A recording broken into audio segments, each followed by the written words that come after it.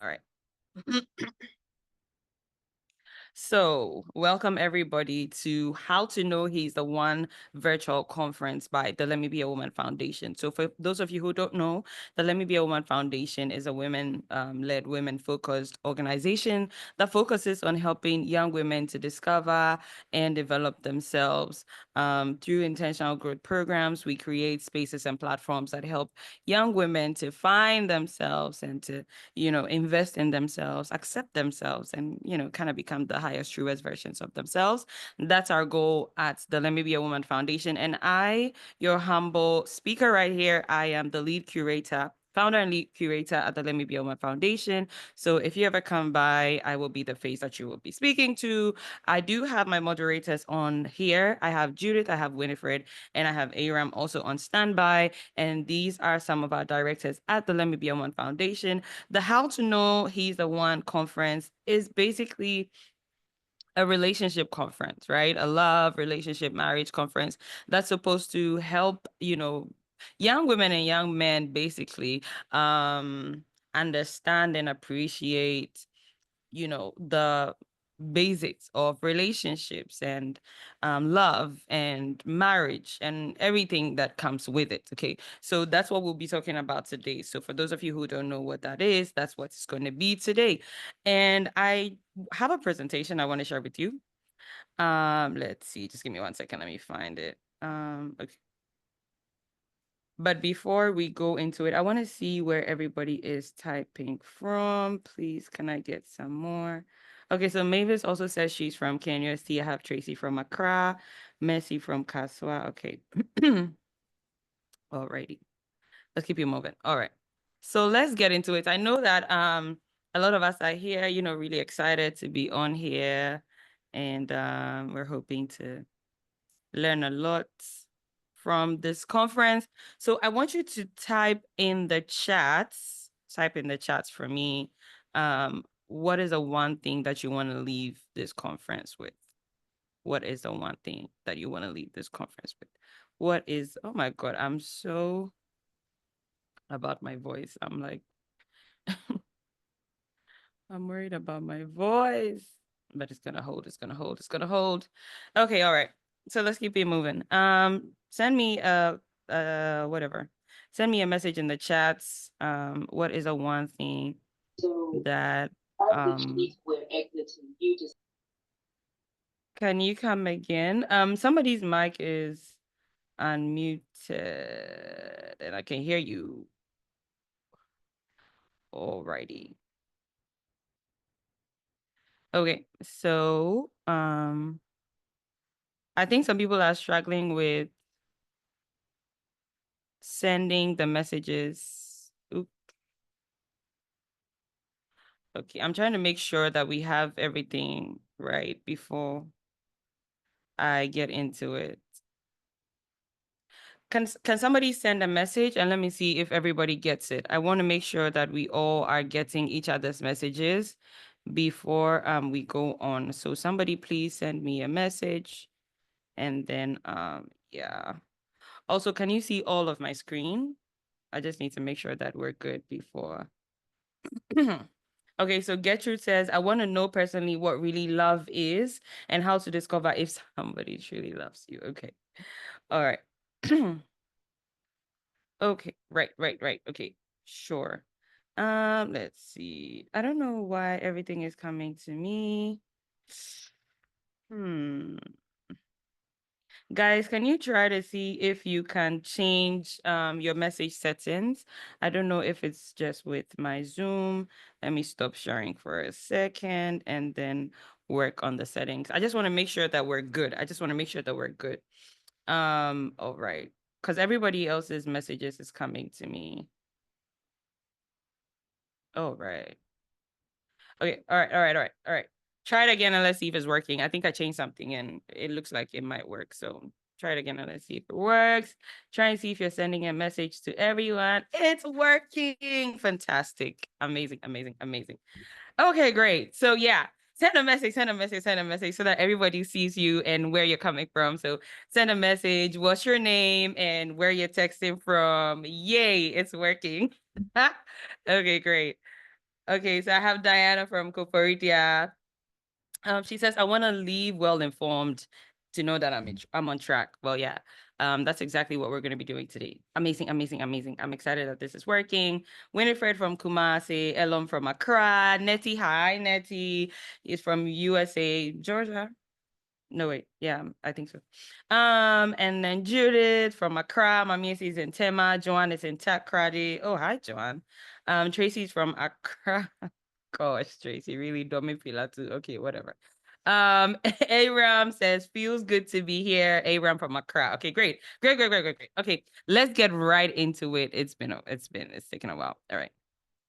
Okay, so I am sharing my screen. Let me know. Terry Zampia from Cape Coast. Hi, mommy. That's my mom, everyone. Okay. So, let me see if I can also, squeeze the chats right here on the left or something. Okay, great. I can follow Judith is from. Oh, thank you, Aram. Thank you so much. Okay, so let me know if you can see my screen. I really kind of need to make sure that everything is together. All right, fine. Yeah. This will do. This will do. This will do. Alrighty. Can you guys see my screen? Can you see my slides? Can you see the slides? Can you see the slides? Can you see the slides? Yeah. I want us to be talking about building healthy foundations for modern relationships. One of the things that I realize our generation is struggling with, maybe not my generation, the generation after me, I don't know, is really struggling with is the whole idea of relationships. Mommy, please, your video is on. So just in case you don't want it to be on, it is on. So our generation is really struggling with the idea of relationships. We can't seem to get a hang of ourselves, and we can't seem to be we can't seem to, figure out the whole idea of relationships. We're having issues. We're having issues with the whole idea of relationships. Sometimes I ask people, what is the one biggest thing you're struggling with in relationships? And it's like, most of the answers that I get is the fact that people don't trust each other these days. In our generation, people don't trust each other. So I think that we want to establish like the basic foundations for healthy relationship in modern times so that everybody can have an understanding of what to look out for, what is important, what really matters. And then once you know what matters, you know how to, go forward. So actually, this conference was planned to be 2 days, but unfortunately, we have to reduce it to 1 day. So it's just going to be today. It's going to be 2 hours. We're running behind time a bit, but we're going to be out of here hopefully by in the next hour and a half. Okay. We're going to be talking about, I think I have some kind of, oh, hold on a second. Let me see. Let me move this to this side right here. Good. And then I will move my chats right also here to this side. Can you guys like fully see my screen? Are you interrupted by the chats or anything? I just want to be sure. Okay.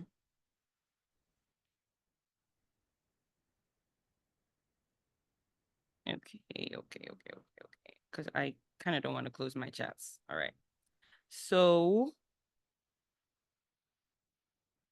can you guys see the screen and everything on it? Okay, maybe I'll hide it right here. All right.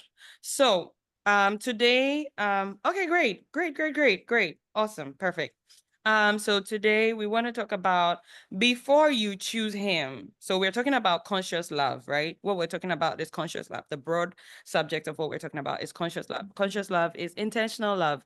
Love that is intentional, love that is aware, love that is sure of itself, love that stems from a knowledge of God, love that comes from love, right? And God is love. The Bible says that God is love.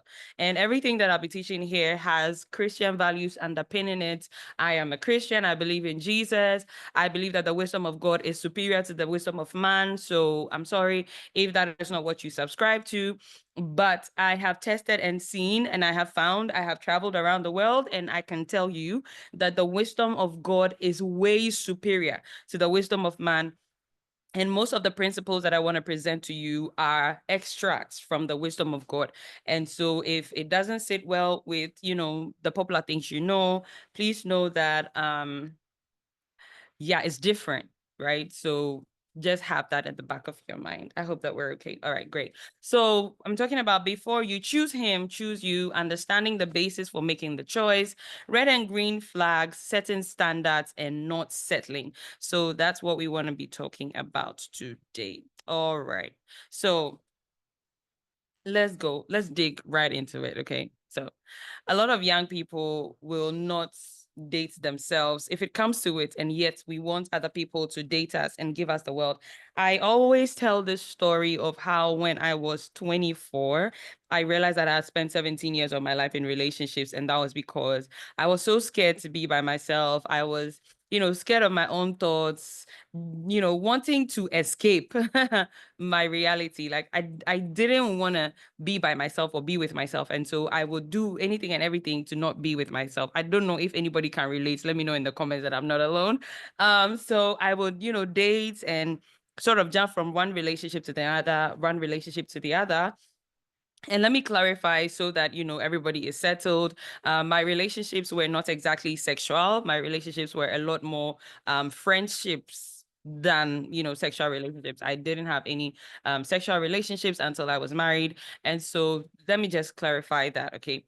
Now, I did that for as long as I knew because I didn't want to be by myself.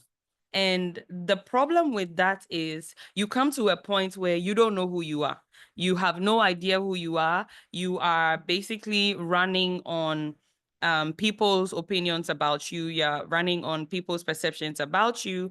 And you come to this place where you're sort of always hanging on to other people, to sort of define who you are. And I realized that at that point in my life, I would always want other people to take the decisions that mattered to me because I didn't have the capacity to be able to make decisions for myself because first of all, I didn't know who I was. I didn't know what was important to me. I didn't know what I believed in. I didn't know the things that I valued. And so it's difficult to come to a decision. And I think that one of the things that I like to do was that I wanted to shift, responsibility to people. I didn't like to take responsibility for myself because when I do that, then I get to be the one to blame if something doesn't go right. And I didn't want to be that person. But yeah, it was my life. And whatever went wrong, I was the one that suffered the consequence. So I think that there was a point I came to when I decided, you know what? Since I'm the one that's suffering everything that's happening in my life, I might as well, be proactive about it so that I take conscious decisions to help me make the right choices, in the direction where I want to go. So that was what began my journey of self-discovery, self-awareness, and beginning to appreciate who I was. Now, let me help you understand the difference that makes. As we go on in the presentation, you will realize that there is a reason why it is important for you to choose you first. Now, let me lay a good foundation for you before we continue. There is no individual that, happened from the sky. Nobody dropped from the sky. Everybody was made by someone, right? And I want to call him the creator. God made everybody that exists. There are some people that don't believe that they were made by God. They believe that they were just born of a woman and blah, blah, blah.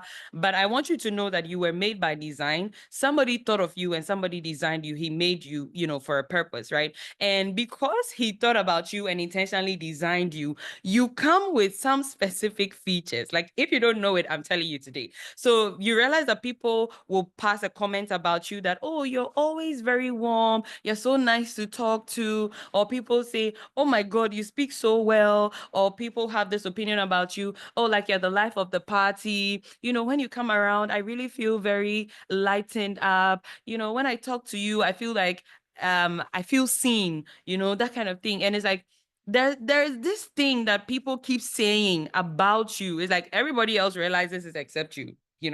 That's because there are specific things, specific features that come with who you are, right? And just like everything else that has a design was designed for a purpose, you were also made for a purpose. And if you don't understand that purpose, it becomes very difficult for you to make a choice.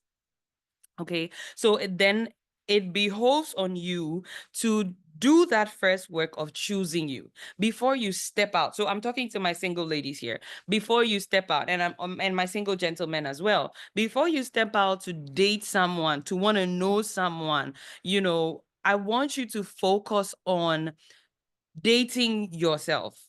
And I would say that start from dating God. Start from wanting to know the one who made you so that he can give you a clear picture of who you are. Many of us would want to, um, we sort of have an opinion of who we are, right? We want to think about who we are based on some of the, unique features we find in ourselves. But I would say to you that one of the most accurate ways to be able to tell everything that you are is to sort of to be with God, to spend time with God, to date God first, so that you have that clear blueprint of who you are and what you are made of, and the things that even you have not discovered, and the places where he wants to go with you, so that it becomes clear. It becomes clear. The picture is clearer for you as to who you are, right? The next thing I want to say is that most people enter relationships looking for completion rather than partnership. But a healthy relationship, the married people will tell you, is not about, filling your void. And I wrote something here in my notes that if you're not a happy person, marriage is not for you, because trust me, you're going to be worse than you started out as. Like, it's not gonna get better. Let me spoil it for you. If you're not a happy person naturally, like as you did there, so you're not happy by yourself. Trust me, marriage is not going to make it any better. It's probably going to make it worse for you. So don't even, be thinking, well, I want to get married and be happy and be with my husband and my children. And yeah, yeah, I know. I know. It's a blessing. It has like great, rewards and stuff like that. But marriage is not primarily for your happiness. So I don't want you to going into marriage with that kind of mindset. Okay. So first of all, you need to focus on getting to, understand. Now, if you're thinking about coming into, a relationship as a partner, nobody goes, to a business and say, hey, I want to partner with you in your business, and goes empty-handed. Everybody literally like evaluates themselves. They see the value they have, what they can bring to the table before they go and offer a partnership. So if you want to be in a relationship as a partner, if you're thinking about being able to partner with someone, you need to first of all discover whether or not your values align, right? Now, these are the three things that I want to talk about when it comes to choosing yourself, being there for you, seeing yourself, not just, showing up as,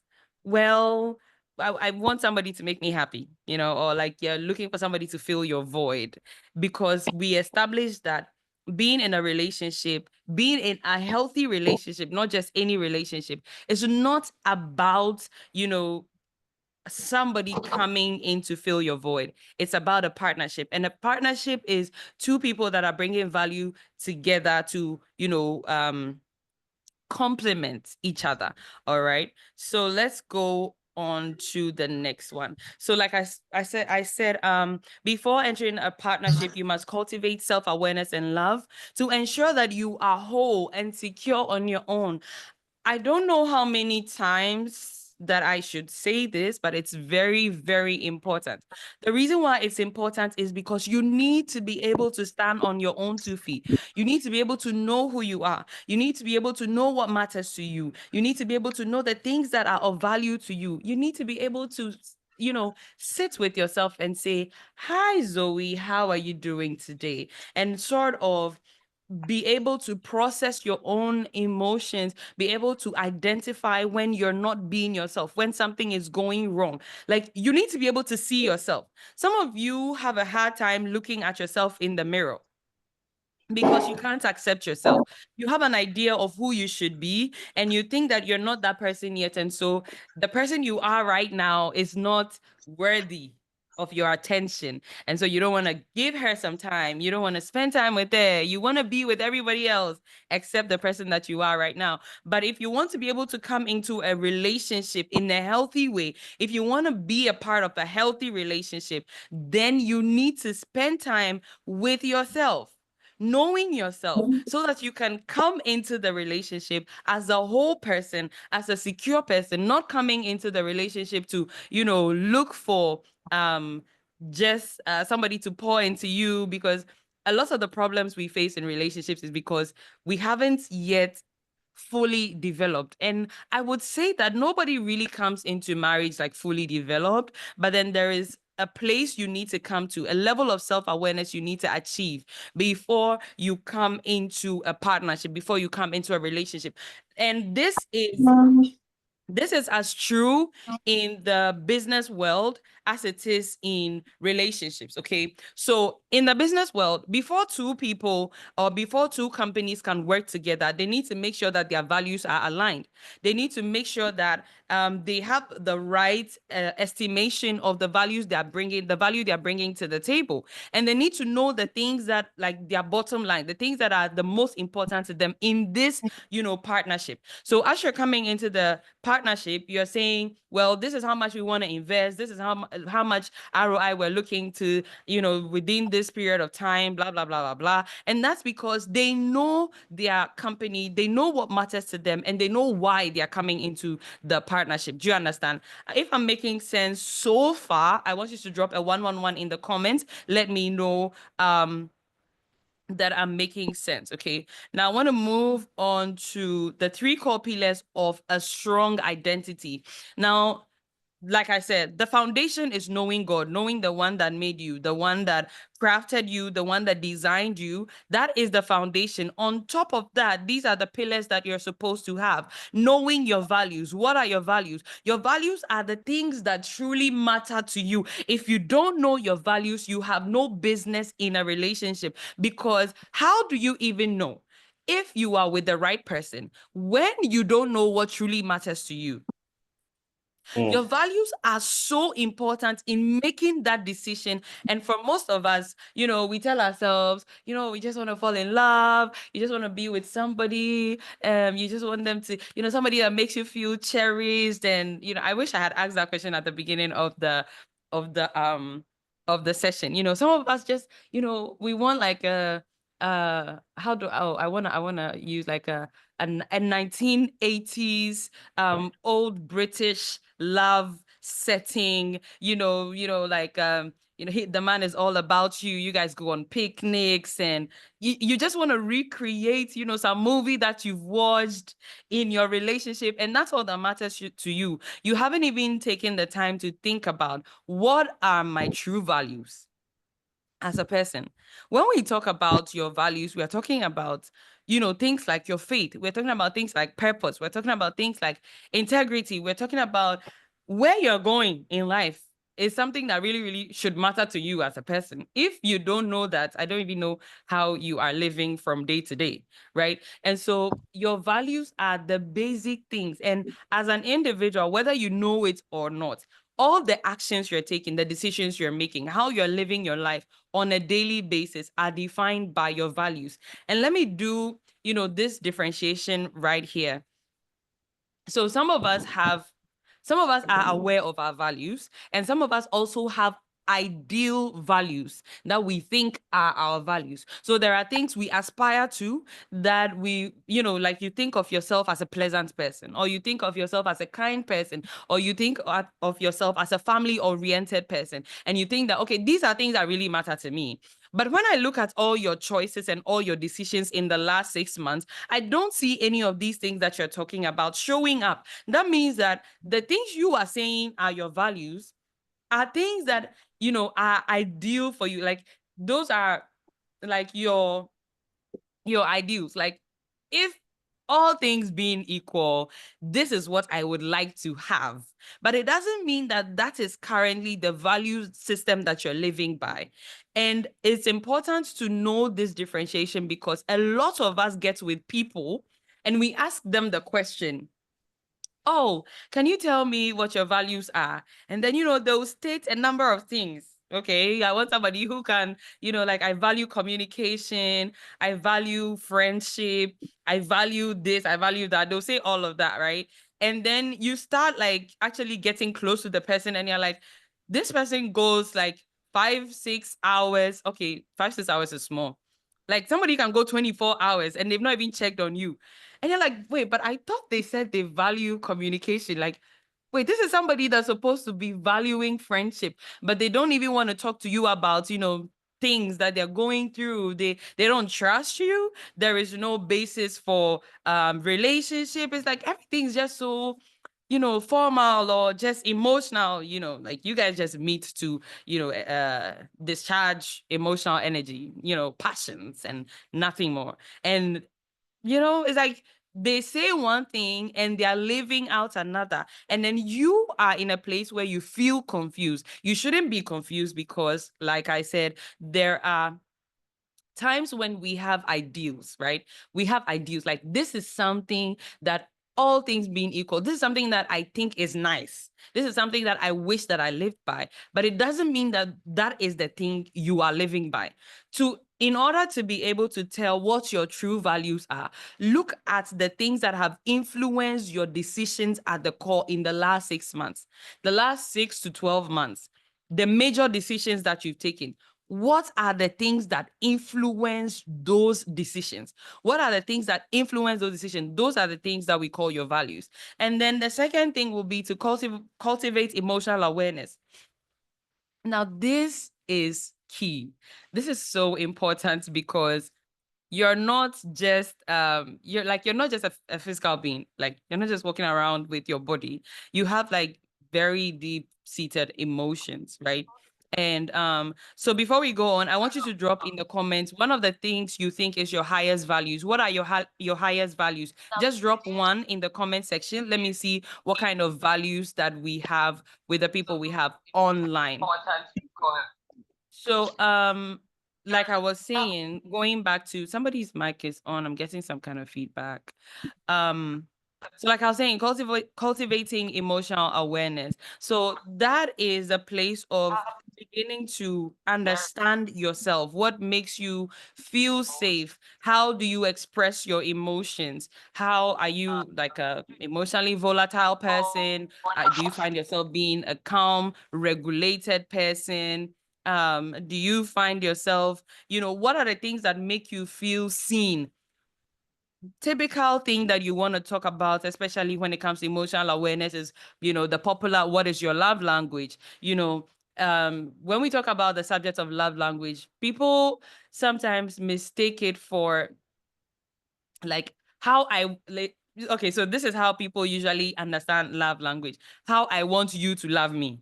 No, that's not exactly what it means. Love language is how you understand love. What is the thing that means love to you, right? What are the basic things that means love to you? So if somebody gives you a gift, does it mean love to you?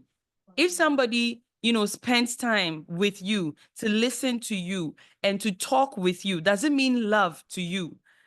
If somebody does stuff for you, like, they do an act of service for you, does it mean love to you? Like somebody, you help somebody out with, something that they were working on, they couldn't figure it out. You come and then, you jump in, you help them out, and then they're like, oh, thank you so much. Like it means so much to them. So you can have another person in a similar situation, you come and you help them out, and they're like, you know what? Well, thank you, right? And then they move on. It means like absolutely nothing to them. So your love language is that one thing that somebody does that speaks to you as love. And usually, guys, I can't seem to see your chats in the chat box. I wanted to know what are some of the things you value. So please type that in the chat. I'm reading.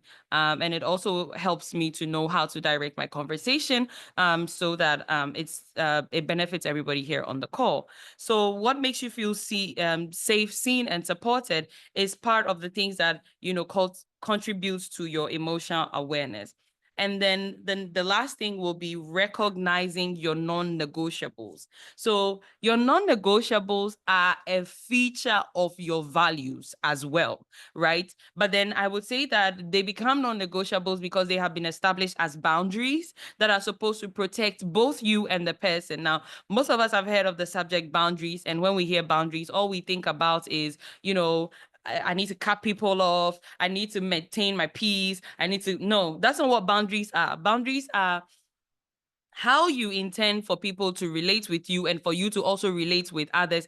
And in fact, for you to relate also with yourself, you need to be able to have personal, as in boundaries with yourself, to be able to enforce your boundaries with other people. If you are violating your boundaries with yourself, you will not have enough willpower to enforce your boundaries with other people. So it is important for you to do that. So I see here, Princess says God-fearing and communication. Somebody says, Nina says, respect me and always make sure your words align with your actions. So for you, integrity is something that really, really matters. That's good. That's good. I saw respect somewhere up there as well.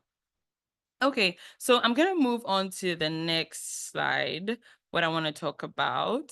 So I want to talk about trauma. And I know that most of us have heard, and I'm not going to spend too much time on it. The reason why I'm not going to do that is because, we would need a whole conversation to be able to talk about this extensively. But I just wanted to share a little bit on this and hope that we understand. So our brains are wired. There's a quote by Ryan North that says that our brains are wired for connection, but trauma rewires them for protection. That's why healthy relationships are difficult for wounded people.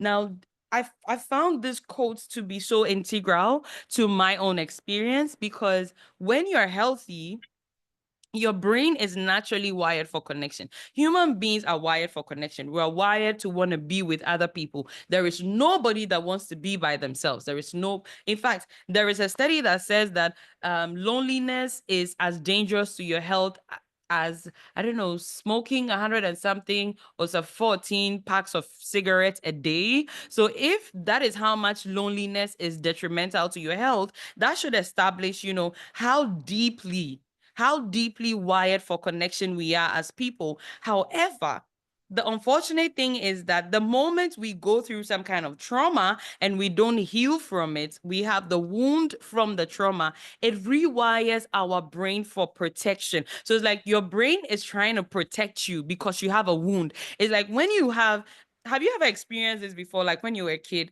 and then maybe you go out to play and then you have a sore on your leg or something, and then your mother is bathing you and their hand is coming close to the sore. And then it's like you want to protect the sore from being touched by the person that's bathing you because you know that there's a wound there. And that's how wounded people show up in relationships, because whenever you have a wound, and somebody shows up, like you have a partner and they show up in a way that triggers your wounds, you try to protect yourself because you don't want to be hurt again. And so wounded people naturally have a very hard time establishing or cultivating healthy relationships. And these are a few of the impacts that trauma has on relationship. And I feel like if you have any kind of emotional trauma, it is actually very essential for you to deal with it before you try to get into a relationship, or be very aware of it and be working on it even as you pursue a relationship. So unhealed traumas cast a long shadow in relationships, often creating invisible walls that hinder intimacy and trust, making it difficult to fully connect with a partner. Imagine you're wounded and somebody is trying to, come close to you. You're trying to protect your wound. And so it's as though their acts of love and their acts of service are coming off on you the wrong way. And then the other person is also perceiving your drawback and they're wondering, well, what's happening? And then it's like it becomes a hindrance, to actual connection. And the next thing I want to talk about is trauma can cause individuals to struggle with expressing their feelings and needs, leading to communication difficulties in relationships. Trauma can also lead, just a second. Oops.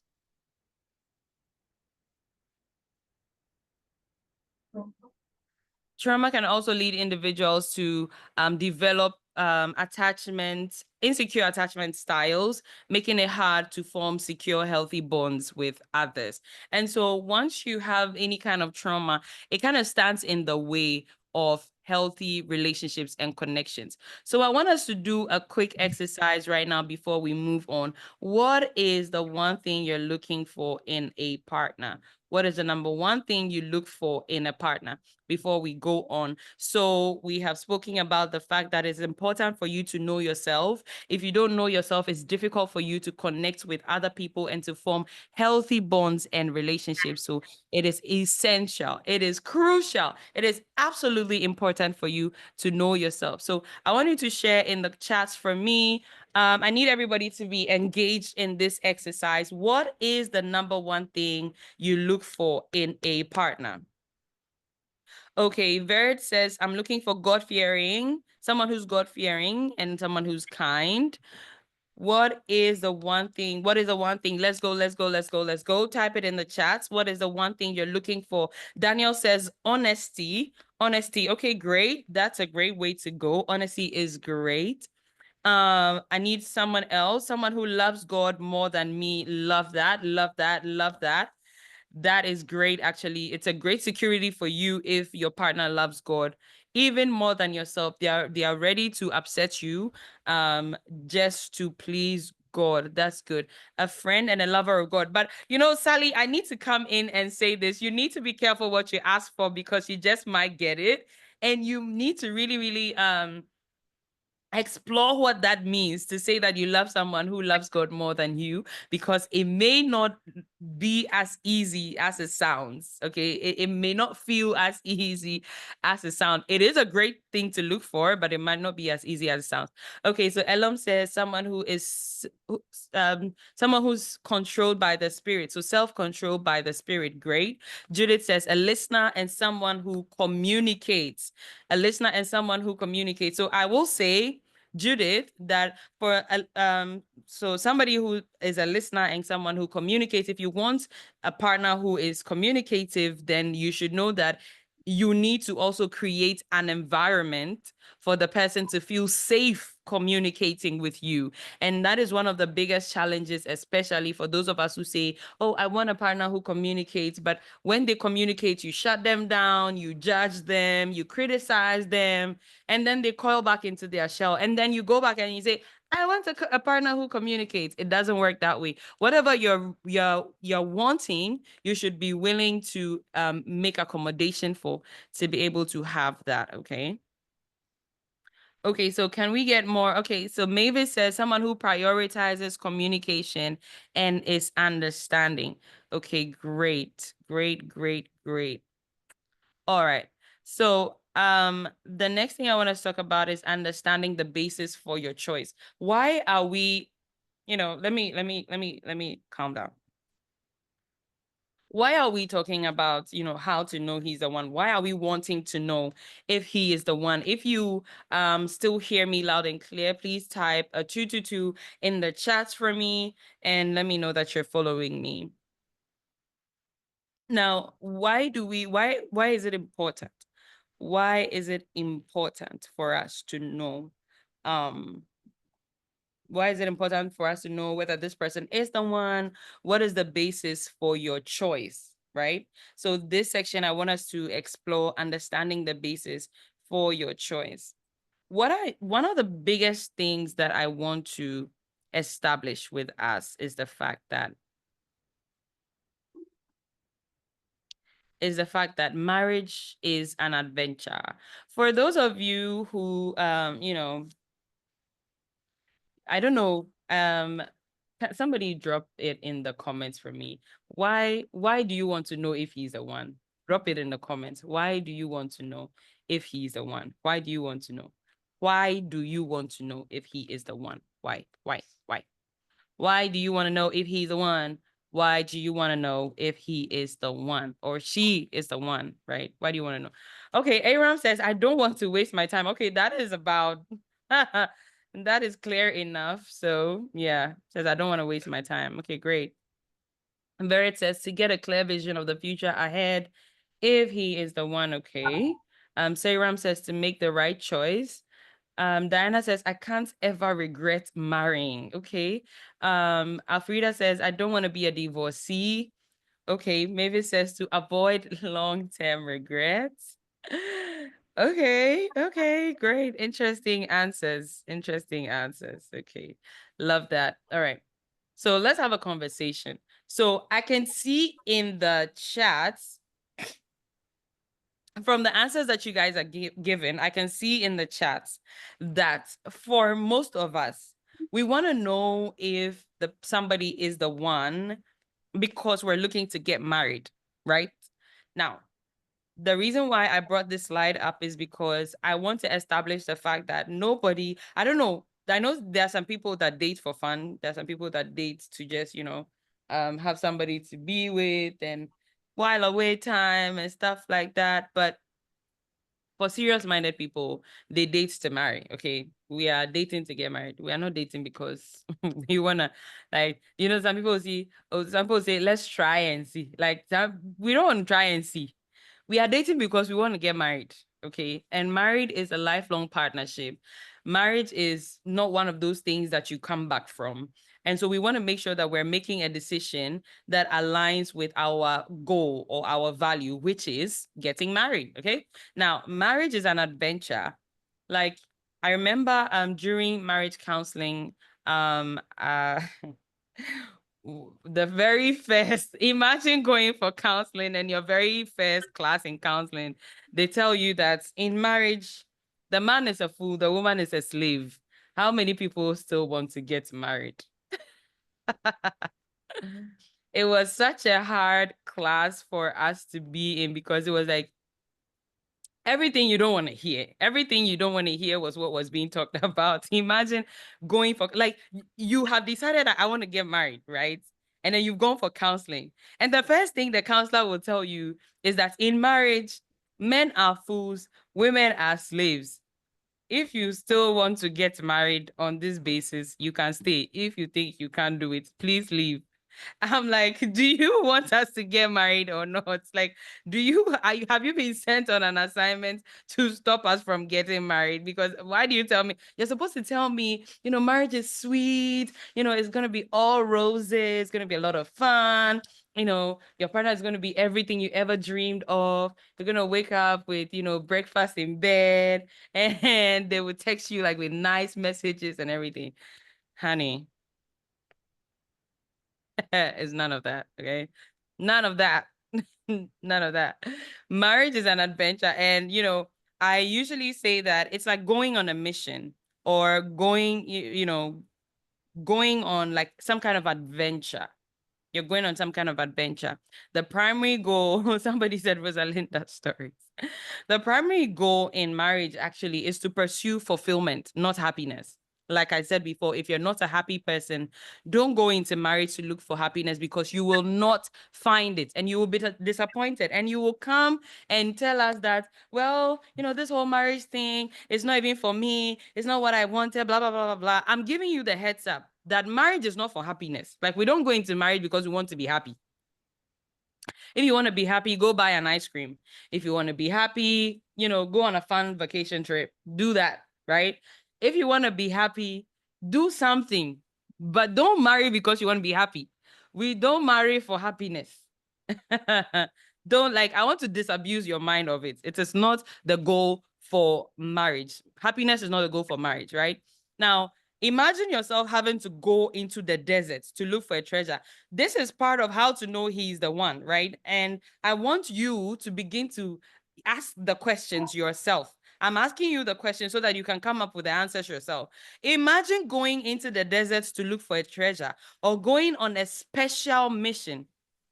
So you're going on a special mission, and I want you to answer me in the comments. You're going to the desert to look for a treasure, or you're going for a special mission. Give me 5 things that you will carry along with you. What are like 5 things that you want to carry along with you? You're going on a desert. You need, resources to go because, in the desert there are hazards and things. What are 5 things that you're going with? Type. Somebody says what? Water. I love that. I love that. Everybody's typing water. It's interesting. Okay, Diana says water, food, weapon. I love that. That is somebody who is thoughtful. Weapon. Okay, good. Good. I love that. Water, food. Who is that thinking of a blanket? Okay. All right, great. Well, yeah, go for it because it's cold outside. Tracy says first aid. Good, good, good, good. Okay, yeah, blanket. Yeah, I guess blanket is essential at this point because okay. Sally says heavy clothes. Heavy clothes. Yeah, that's what I was also thinking. More of heavy clothes because I'm kind of feeling like a blanket is gonna take space. So I'll just rather wear it on my body and just carry it along. Somebody says plenty water, food, weapon, protective clothing. I love protective clothing. I like how intentional you are about the description. Somebody says torchlight. Joanne says food, plenty food. Oh my God. Okay, great. I love the way you're thinking. Okay, now this is my other question. So you're going on this adventure and you're supposed to pick one person to go with to ensure survival. One person you're supposed to go on this adventure with. One person. You're just supposed to pick one person. You only have the choice of picking one person to go on this trip with. What are three qualities you are looking for to go with somebody who, you guys are going on adventure. You're supposed to, go get some treasure. What are three qualities you're looking for? What are three qualities you are looking for in a partner to go on this adventure? Okay. Elom says perseverance. Okay. Enthusiasm. Love that. Okay. Aram says he thinks outside of the box. Good. Resilience. Talkative, has a sense of humor, hardworking. Okay. Diana says courageous, purpose driven. Okay. Deborah says strong willed. I love that. Joan says strong. Someone strong. Someone ready to protect me. Absolutely. Absolutely. Because I cannot go into the desert with you and a snake is coming and you're running. I'm also running. Somebody must be willing to kill the snake. Or if we have bandits after us and everything, somebody's chasing us. And then you're you're running to the north. I'm also running to the south. How are we supposed to survive? Okay. Doesn't make any sense. Nettie says, I want somebody who is courageous and fearless. Good. Now, when we ask the question, how do I know he or she is the one? This is basically the question you're asking.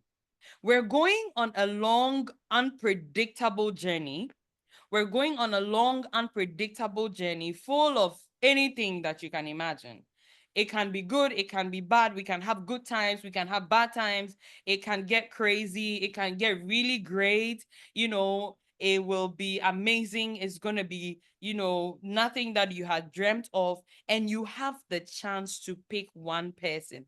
Who are you going to pick? Who are you going to pick? So that is how you begin to ask the question, begin to evaluate whether somebody is right for you or not. Because if you're thinking, okay, we're just gonna rent a place, live together, and then we're just gonna be watching movies. He goes to work, he comes back. I also go to work, I come back, and then we're just chilling tonight and everything. But then what you didn't see coming was that God forbid he can lose his job, and something can go wrong. If he loses his job, what is he going to do? Okay, right. Okay, that's a scenario. Somebody will say, God forbid. Don't say God forbid. Because crazier things happen in marriage and you should be prepared for it. That is why you ask yourself the question whether he or she is the one, right? Because you want to know if this person is worth going on the journey with. So you're not looking for somebody who is romantic. You're looking for a great teammate to work with because you're going on a journey that requires two people to go, and you're looking for somebody who can be a great teammate. So that is what this slide is about. I intentionally put this picture here because I want you to have, a visual of what it looks like. Okay. I want exactly. So Aram says nobody actually said romantic. Imagine you're going on a desert trip and you're looking for a romantic as somebody who, as part of the qualities of somebody to go on a dangerous adventure with. Romantic. Think about it. Doesn't even make sense, right? So that's how I want you to think about it. It's a long journey that could be very dangerous. Anything can happen. You can have good times. I mean, who can't you have a good time with? Can't you have a good time with someone who is courageous? You can have a good time with someone who is courageous. But can you go through adversity with a romantic person who is that's the only quality they bring to the table? They are romantic.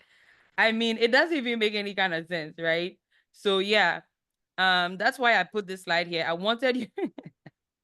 Somebody says, I want someone who will pamper me when I'm giving up. When bandits are following you and chasing you and are wanting to kill you, you want them to pamper you. They'll leave you behind and the bandits will take you away. Okay. So yeah. Now let's talk about dating. Let's talk about dating. Let's talk about dating. Right. So how do I know? How do I know? Sally says the snakes are not romantic. Indeed, they are not. Because when they start coming after you, they won't be thinking about, whether you like them or not. They are coming for your life. They are coming for your meat. Let's talk about how to know he's the one, right? Now, every time I talk about dating or anybody asks me a question about dating, I say that dating basically is a data collection platform. Dating is an opportunity for you to, in fact, an intentional research, an intentional opportunity for you to collect information and analyze someone to see if they will make a great teamwork.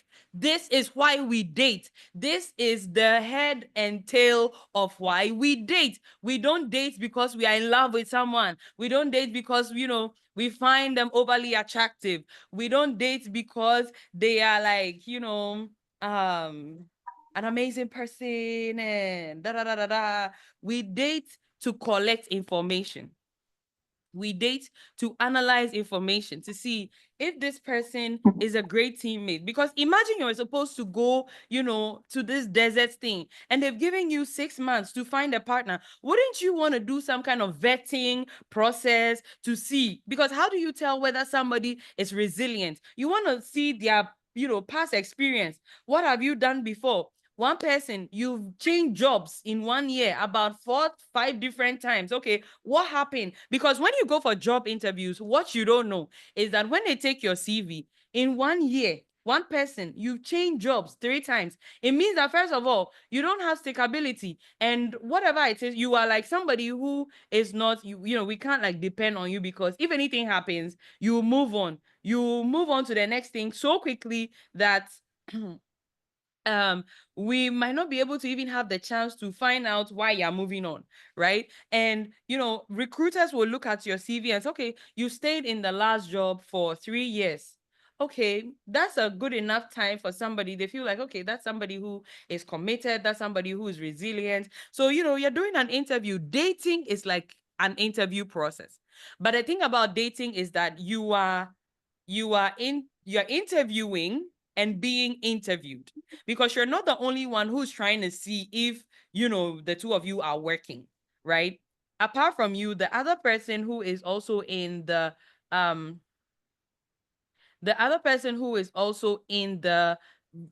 dating process with you is also trying to find out whether you're also fit for them, right? They also want to find out if you're also fit for them. And so it's not just you, sitting on your high horse, what, AA, blood group, I'm O positive, I'm beautiful, I'm smart, I have money. So like you're sitting on your high horse and thinking, well, who wouldn't like me? Who wouldn't like me? So I'm the one that has the rights to interview people. And, you go into the dating endeavor as though only you have the right to choose. No, it's a two-way thing. The both of you are, scouting. The both of you are interviewing each other to see if we fit. Now, I want to make a bit of a distinction between friendship, dating, and courtship. Okay. Now, here's friendship. friendship, we know each other, we hang out, we play, we talk, we're cool. We have a very, casual, friendly relationship. There is no intention to pursue anything long term, right? And so, we're just really cool with each other. We love each other's company. We're good. We hang out. We're cool, right? Now, in friendship, you can get some information. You can find out, you can begin to know who somebody is when you are, in a friendship with them.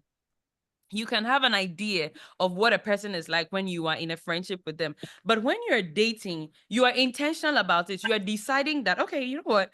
This person, I've been friends with a person for this number of, months, years. I've grown to know the person. I feel like they look interesting to me. I want to go closer to see who they are. Right. So that's when it moves from, and I'm talking about our Yeah. modern context of relationships. I'm talking about our modern context of relationships. I'm not talking about, like ideally what it's supposed to be or biblically. I'm talking about our modern concepts of relationship. So when you're looking to date someone, Interesting. somebody's mic Call is pepper to the unmuted red and hat. we can hear you.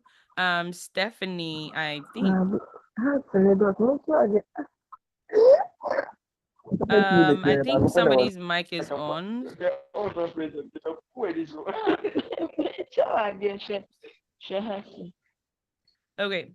So, oops, wait. So Let me it's get you. back my slide. Yeah. Oh wait. Oh wait, where is it? For the industry. You must be making good money. Yeah. All right, let's stay in touch. Okay, now I feel lost. Just give me 1 second. Can you hear me? Okay.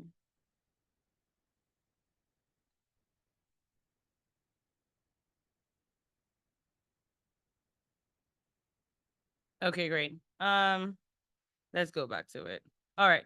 So when you're dating, you're basically collecting information to see if the person fits for you. So I think that one of the biggest questions you're asking yourself in dating is, what am I looking for? I feel like you can't go into a dating endeavor. Can you see my screen as well? Can you guys see my screen, please? Okay.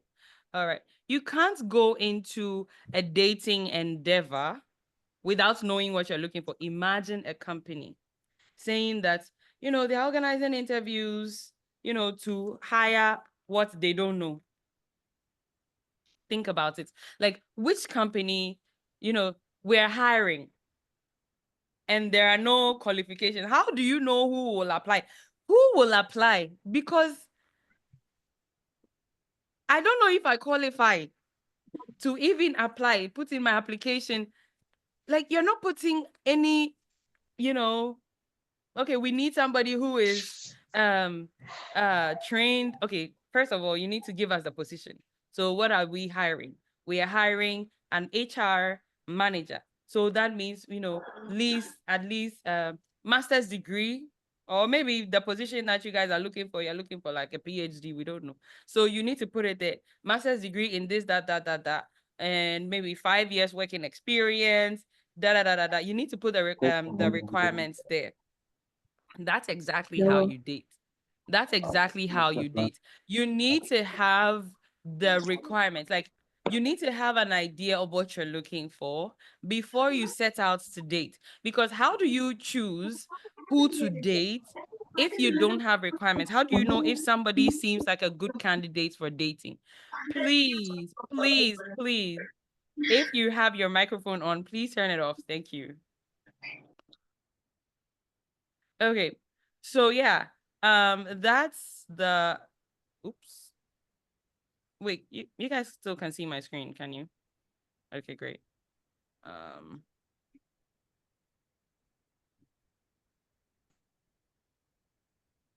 oh my gosh. Okay. All right. Please confirm if you can still see my screen. Can still see my screen? Can still see my screen? Okay, great. All right.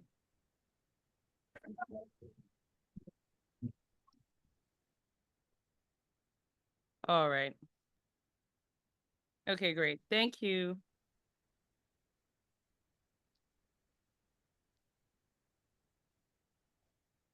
Oops. All right. So yeah, like I was saying before, dating is that data collection process for you. And that's what you're doing when you are dating. You want to know if the person fits your criteria. You want to know if they fit um the thing that you want, right? Now, one of the things that I tell people most of the time is you need to have a good idea. Like you need to have an idea of what you're looking for before you set out to date. If you don't have an idea what you want, you will not be able to date right because nobody will be good enough for you or everybody will be just fine. That's what happens when you don't know what you're looking for. When you don't know what you're looking for, it's like anything goes, like everything is fine. You don't have preferences. You don't have like specifications. What exactly are you looking for? Right. So just 1 second. I need to make sure okay.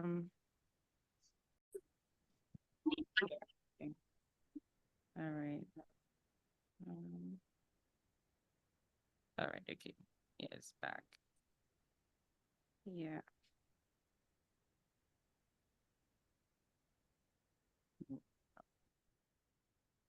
All right. Just a second. All right. Okay, great. We're back. All right. And I added here to my slides that, dating is not sexual, it's not a platform for sexual experimentation. That is not the place where you go to experiment where you are sexually compatible with somebody. Because remember that you're interviewing. You're trying to find if somebody is, the one. So I'm asking myself, if you're gonna be, oops, 1 second. If you're gonna be interviewing, like you're not just interviewing, but you're literally like giving everybody the job whilst you're doing the interview process, who are you going to hire eventually? Because it's like, how many times are you going to have to sleep with people to confirm whether they're good for you? So dating is such a like initial part of it's like the first round interview that you get called for, an aptitude test or something like that. And then imagine at the first round, you're giving everybody access to your company, giving passwords and stuff like that. Doesn't make sense, right? So if it's not making sense for, a job, then it definitely doesn't make sense for your body. Dating is not a platform for sexual experimentation. It should not be encouraged. I don't encourage it at all. I do not. I don't think that you should be having sex with someone that you're simply dating because you still haven't decided. You haven't decided if they're the one. So why are you going ahead to make that decision? Okay. So yeah, don't do that. All right. So I want to make 3 cases for marriage before we go on. I have so much to talk about. Oh my gosh. I don't think I will be done today. You should um you should organize a marriage conference and invite me so that I can come and talk about marriage itself. Because but I just want to make a case for marriage. Okay. 3 cases for marriage.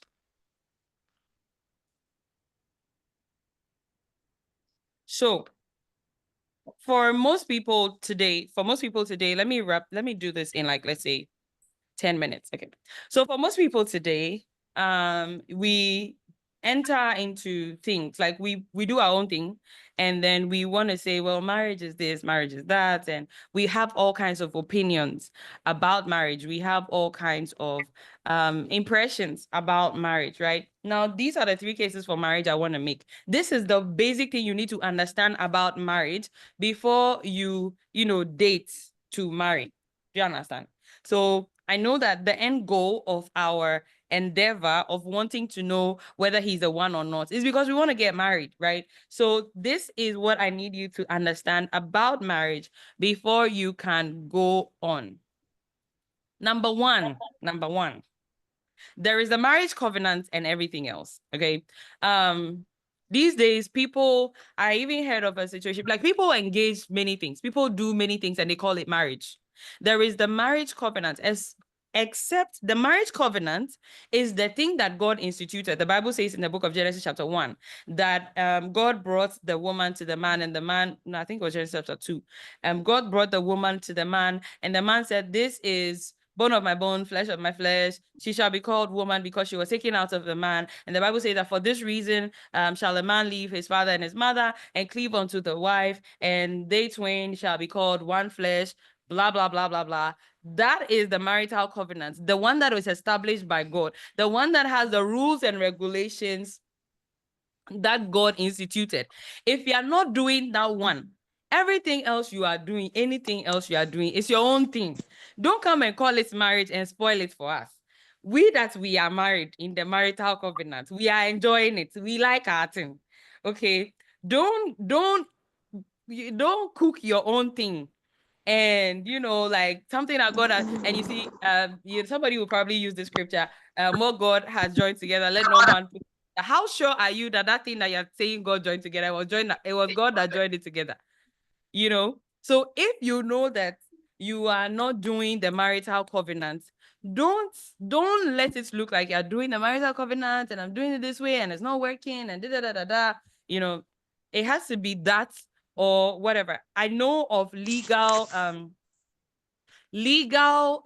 lifelong partnerships where people go to court and they sign a contract. I know of a specific legal situation where the man came and said that if the woman loses weight, no, what was the clause? There was, so like they do the whole marriage thing and then they put in a clause, and then the man said that if the woman weighs this like X amount of kgs by the time we are divorced, and she gets nothing.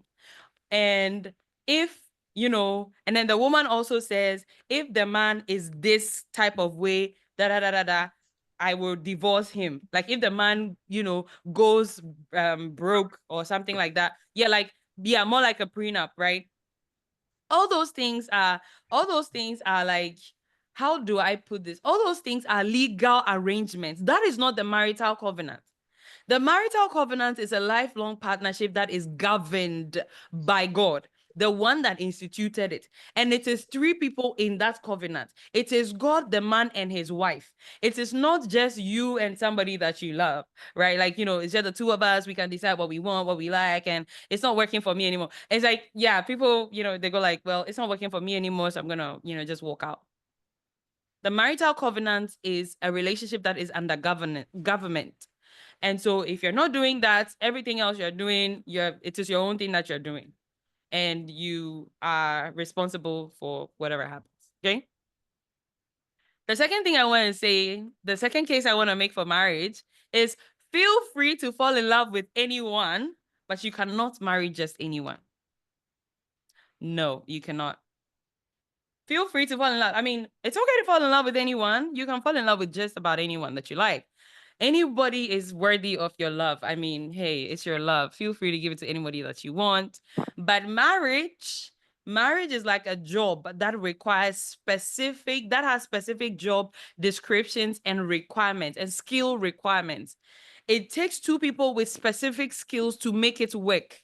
So I'm okay if you love somebody, but the question is, do they have the skills to make marriage work? Do they have the requisite skills? Like I said before, you're going on an adventure in a desert. It's a very long adventure with, unpredictable outcomes. Who's the best person you're calling to go on this journey with? Do they have the skills? You guys were the ones who were mentioning in the comments. I want someone who's courageous. I want someone who's resilient, somebody who is who thinks outside the box. Those are some of the skills that make marriage work. And so I get it. You love him. You love her. That's fine. Do they have the skills?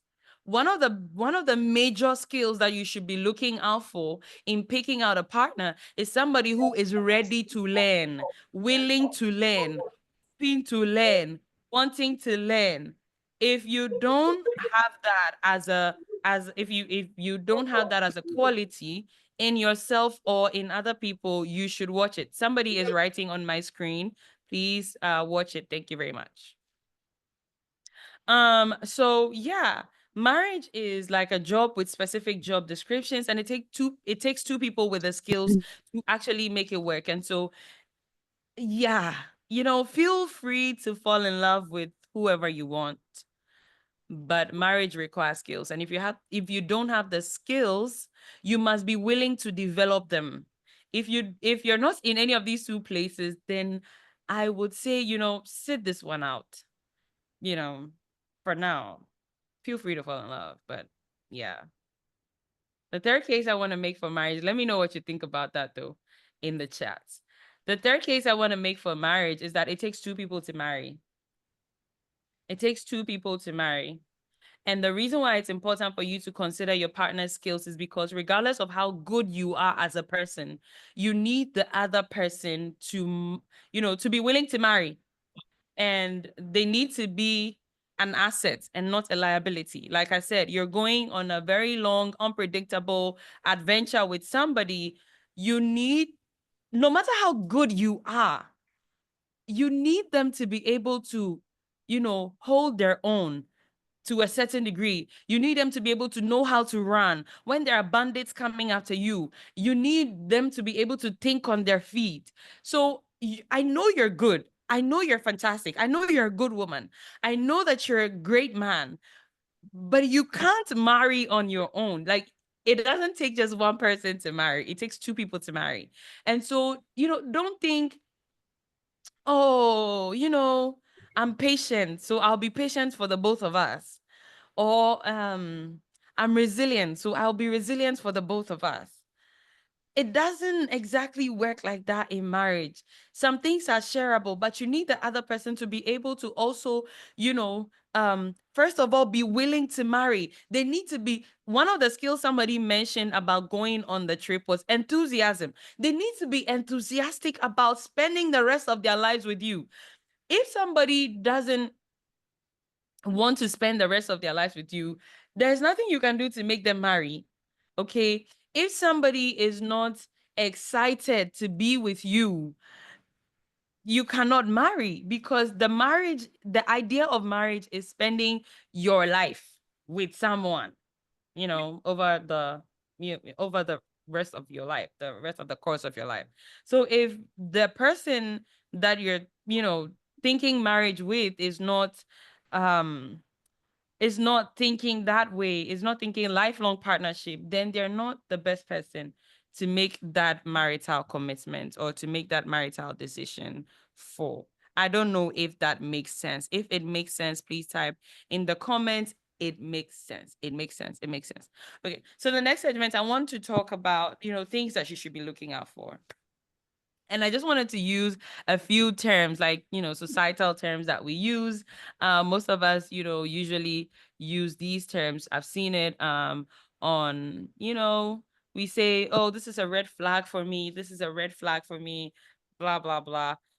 So those are the things I want us to talk about. And I need us to understand that attraction alone is not enough qualification for a relationship or marriage.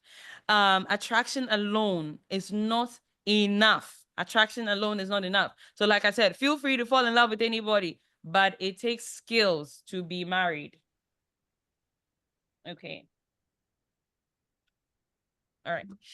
So yeah, feel free to fall in love, but yeah, marriage requires skills. Okay.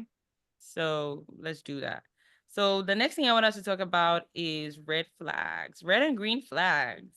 Somebody say hurrah, because these things make us excited. It's like we live in a time where like everybody's, well, this is a red flag for me. Oh my God, green flag, green flag. Sometimes I see, in comment sections, Like people fussing over like somebody's like good character, somebody's husband's good character, right? And then they are saying, oh, this is such a green flag for me, blah blah blah. Anyway, so that's what I want us to talk about. So first of all, attraction alone is not enough qualification for the relationship. You're looking for competence, not just love. Write that down somewhere. You're looking for competence, not just love. Okay. Now, our definition of red flags are everything or any one thing that should, okay, guys, you give me just 1 second. Let me see if I can do this right here. Just give me 1 second. Um,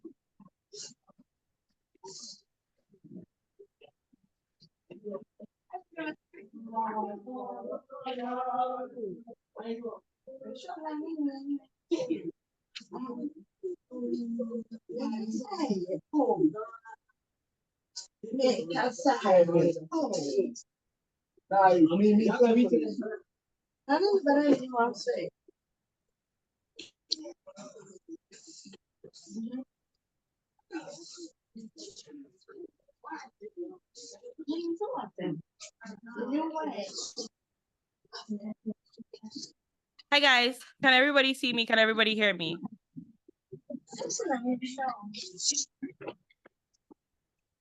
Can somebody give me a notice in the comments as to how to mute everyone from my settings? No, I'm fine.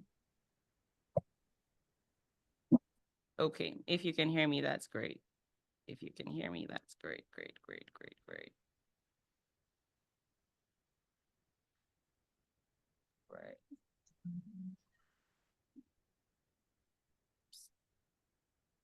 Okay. And you can still see my screen. Wait, am I still sharing? I should be sharing. Okay.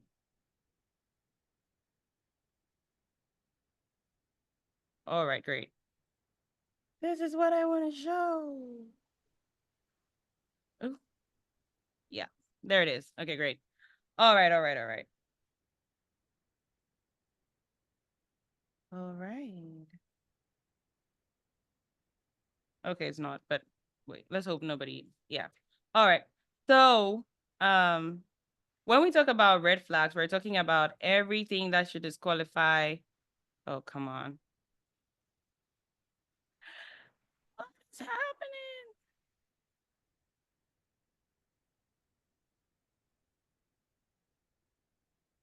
Guys, give me a second, please. Give me a second.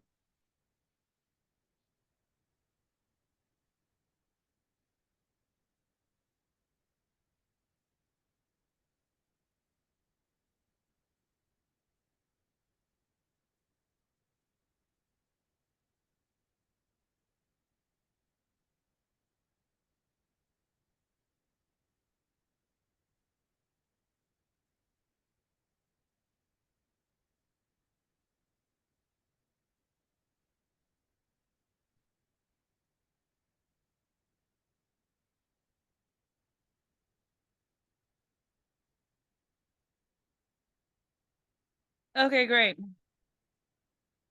All right.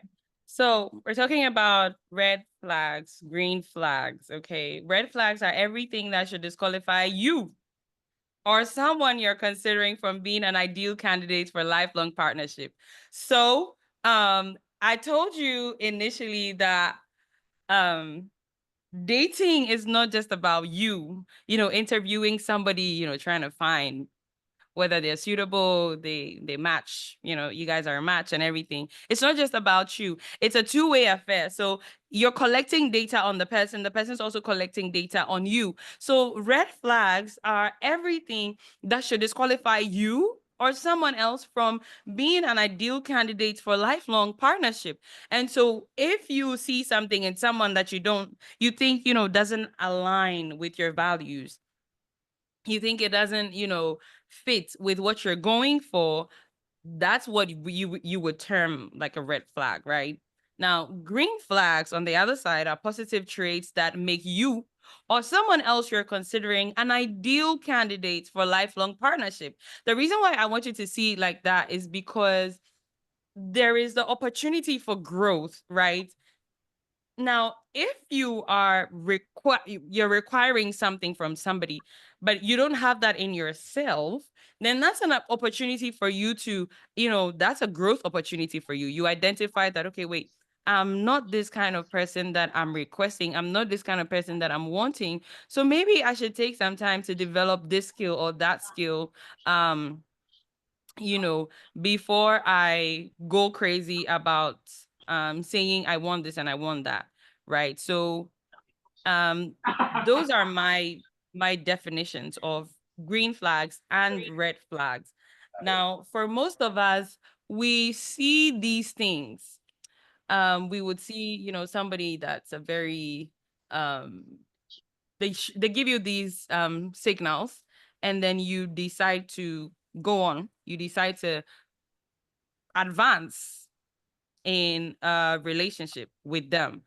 And it doesn't make sense that you do that, because why are you doing that? Like, why are you making that decision when you know that the person that you're making that decision about is not it's not the best for you, or they're not giving you the signals, they're not giving you the signs that they will be a good fit, and yet you choose them, and yet you decide to go with them, and then later you complain about this or that or that.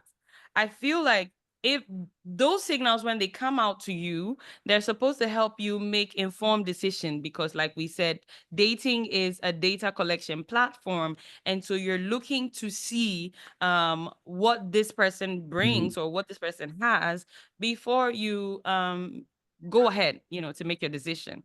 There are specific skills and competencies that might be unique to each If I person can't, I can't on the get if they vision have or purpose just um like that malaria, you get cold, whole body on I basa can hear somebody speaking.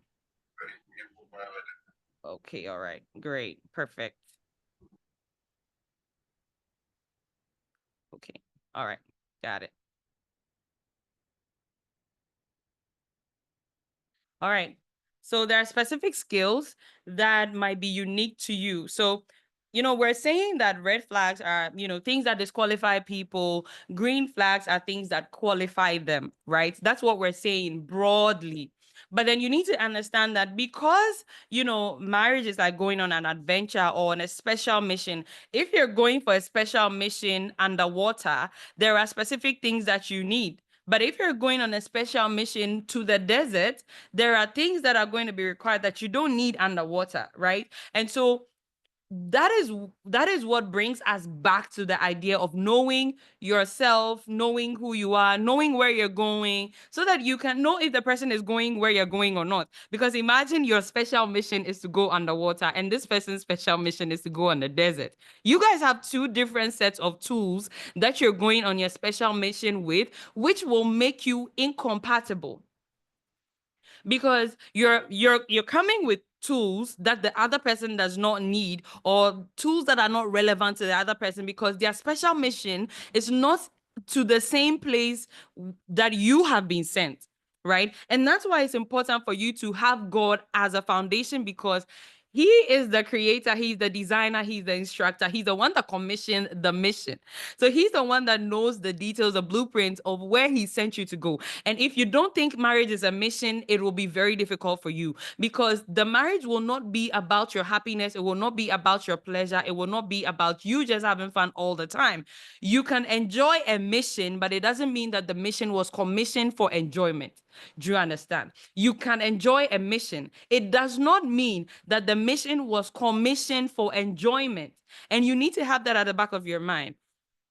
So if you're not somebody who sees marriage as a mission, you're going to have a hard time. And like I said, if you're going to different places, or if you're going on two different missions, you guys are not going to have the same sets of skills or tools, or you're not even going to have, like, okay, so let's say we're both going to the desert, okay? But I came with this, I came with that. And then you also came with something else and came with something else. I didn't come with those things, but those things that you have are essential to the journey to the desert, right? That makes us complementary because you benefit from me, I benefit from you. We are able to go on that journey on the desert together.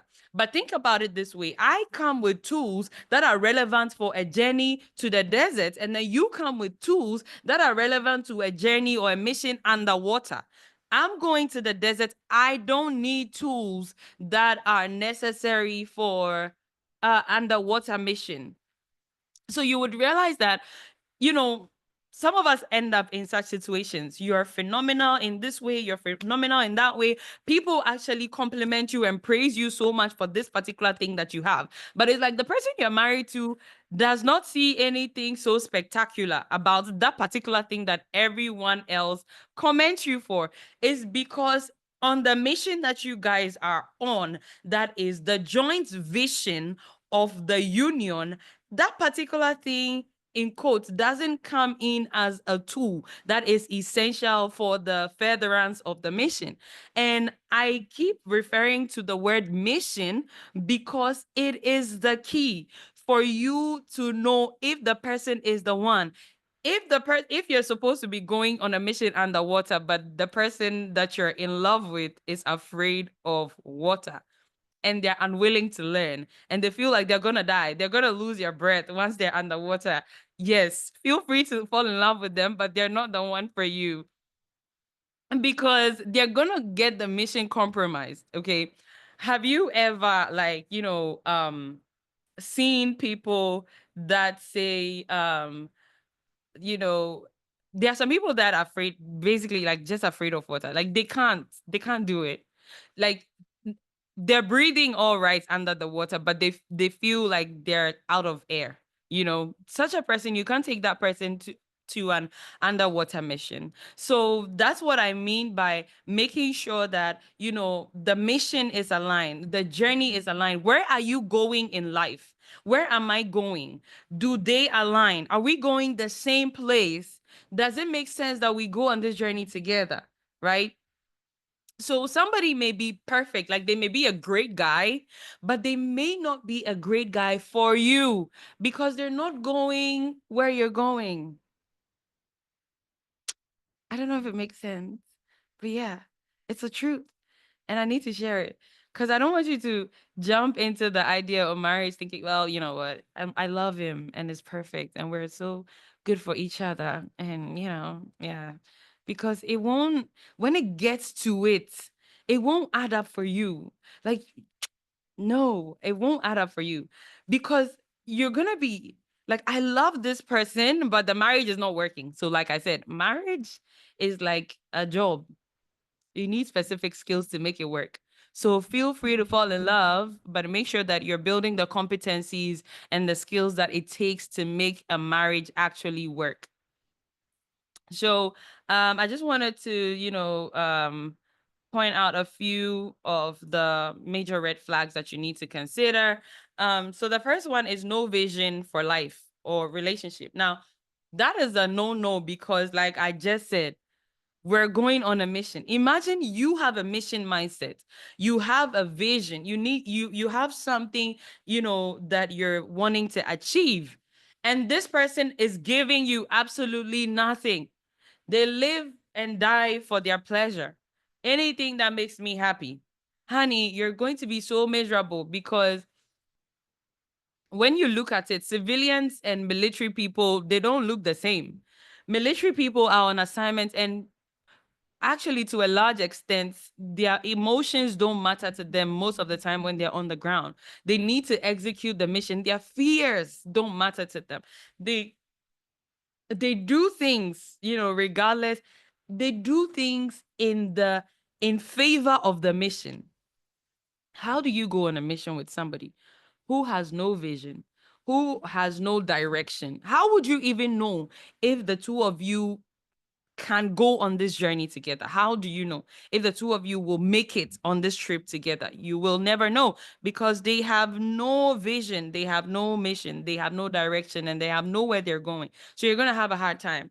The other thing that I would like to talk about is poor emotional regulation. Like we said in the very first section before we started, we need to know, you need to know your emotional state as a person to be able to engage in a partnership, right? So if somebody is not good at emotional regulation, it makes them less likely a candidate. I'm not saying that, because they're bad at emotional regulation, you totally rule them out.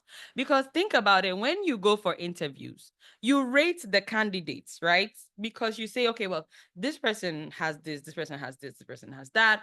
Okay, this other person has this, other person has that, this person has that. Okay, so this makes this person a more likely candidate than this person.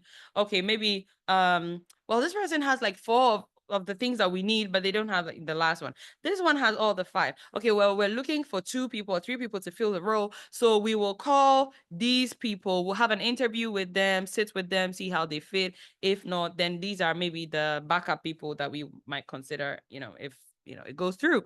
So you have like a hierarchy, where you judge that this person fits, this person doesn't, this person fits, this person doesn't. And so if you see somebody that, or you're dating somebody and you realize that they have a poor emotional regulation, it makes them a less likely candidate. Like it's like minus something out of the total, number. Poor emotional regulation means that if they are emotional right now, they don't know how to control it. Have you ever seen, let me hit both, this side and that side. You meet a man that is angry and he cannot put himself together because he's angry. He has to break things, or he has to throw things, or he has to scream on top of his voice because he's angry and he's mad, and it's like the whole world must know, that he's losing it, right? Such a person is not a great fit. It's not a very, high qualifying candidate for marriage, because there are many things that will make you angry in marriage. There are many things that will make you angry in marriage, and you need to be able to self-regulate. You need to be able to, hold yourself together. Okay, I'm angry, but these are my in-laws. I can't throw things at them. I need to keep myself together. Imagine you're married to somebody and, you guys have a little family meeting. Your in-laws come over. They're saying 1 or 2 things. He's not exactly excited about it, and he's throwing things all over the room. Doesn't make sense, does it? Okay, great. Now, let's talk about the women. So you're a woman. Your husband is telling you something very disappointing. You're disappointed. And it is, that's the moment where you want to let the neighbors know that, you're disappointed in your husband, screaming on top of your voice, using, derogatory words on him. You can't keep yourself together because your husband is the first person to do something disappointing. Okay, yeah, go ahead and do it. You're going to ruin your marriage. It's not, it's a skill. Being able to put yourself together is a skill you need to have. You need to be able to be very disappointed in the moment, but be able to offer encouraging words. Because if somebody who is disappointed, if somebody is telling you something disappointing, facts are that the person is already maybe disappointed in themselves or disappointed about the situation. That's not the time to, send them down even further. That's the time where you lift up with your words. But can you put yourself together in the moment like that so that your words are seasoned with salt and they minister grace? Can you do that? Emotional regulation is a high, cherished skill in the venture of marriage. So if you don't have that, you're a less likely candidate. Unwillingness to take accountability. Unwillingness to take accountability. They do something wrong, they can't accept that they've made a mistake. Come on now. You're going to make so many mistakes in marriage. You should be like, you should live for, oh, I did this wrong. Oh my God, I'm so sorry. Can you explain to me how this, this, that? Okay, right. Okay, so this is how it came about. Great. Okay, I'm sorry. This is where I need to do better. I will do better. Like, you should live for that kind of thing in marriage. You should live for it. Like, you should, always be looking out for where I can be right. So if somebody is never willing to take accountability for things they've done wrong, always blaming someone, they're always the victim of everything in all their stories. And somebody will ask you the question, how do you know this just by dating someone? You see, this our generation, we like for things to be about us a lot. So we like to talk about ourselves. The mistake we make is that when you're talking about yourself and the other person is not talking, you never get to learn about the other person. So one of the easiest ways, the best ways actually to date is to have extended and deep conversations. One of the things that I love, I love to do when I was dating was to let the person talk about themselves. Tell me all your stories. Tell me all your childhood stories. I've heard all the childhood stories, all the relationship stories, every story there is to tell. I'm interested. I want to know because the more I listen to you, the more I understand you, the more I see the things that trigger you, the more I appreciate where your traumas are. I appreciate where your wounds are. So then when something else shows up, I know that, okay, because of this particular wound, this is likely to be a result of this, right? And so it makes me in a better position to be empathetic because I hear you. I listen to you. I see you, right? But most of us are not willing to, give anybody an ear and all of that. And so, but then when they talk, when they're talking about themselves so we're talking about unwillingness to take accountability. When they're talking about themselves or their life story, do they have a posture of, saying, okay, so, this person did this to me, and this was where I also did it wrong. And this was what I did wrong in everything, and da, da, da, da, da. And then maybe I apologize to them. Or it's like every time they're telling a story, they're never wrong. That's a red flag. You should look out for that. People who tell their stories and the people they are talking about are the only ones that are always wrong. There are people like that, and we all know them. We all have those friends where, they met with AC Mansa and AC Mansa said this and AC Mansa said that. But then when you think about it, nobody has a single, like a one-way conversation. Conversations are two-way. So if AC Mansa said something, then what did you also say? Right? To keep the conversation going. And they never take responsibility for their end of, what is happening. You can tell these things through conversations when you're dating people. I think the fourth one I intended to write was a lack of stickability. And lack of stickability. What I mean by lack of stickability is somebody who is so quick to move from one thing to the other. They've had like 7 best friends since they were young. They've had, 20 jobs since they started working. They never see anything through. The moment they do something for too long, they're too bored, they need to move on. People that don't have stickability are not good candidates for marriage because marriage is long and can be hard. So you need somebody who knows how to be, to stick. Somebody who will, when you meet bandits, they are not going to say, you know what, I'm going home. I can't do this trip. That's not the kind of person you need. If it's making sense in the comments, please let me know. Please let me know. Am I the only one who knows such people in life? Because I can't possibly be the only one, you know? It has to be, the person has to be somebody who, they did a job. It wasn't working out well. They stayed a little longer. They tried to negotiate things with their boss. Their boss, it kind of went back and forth a little bit.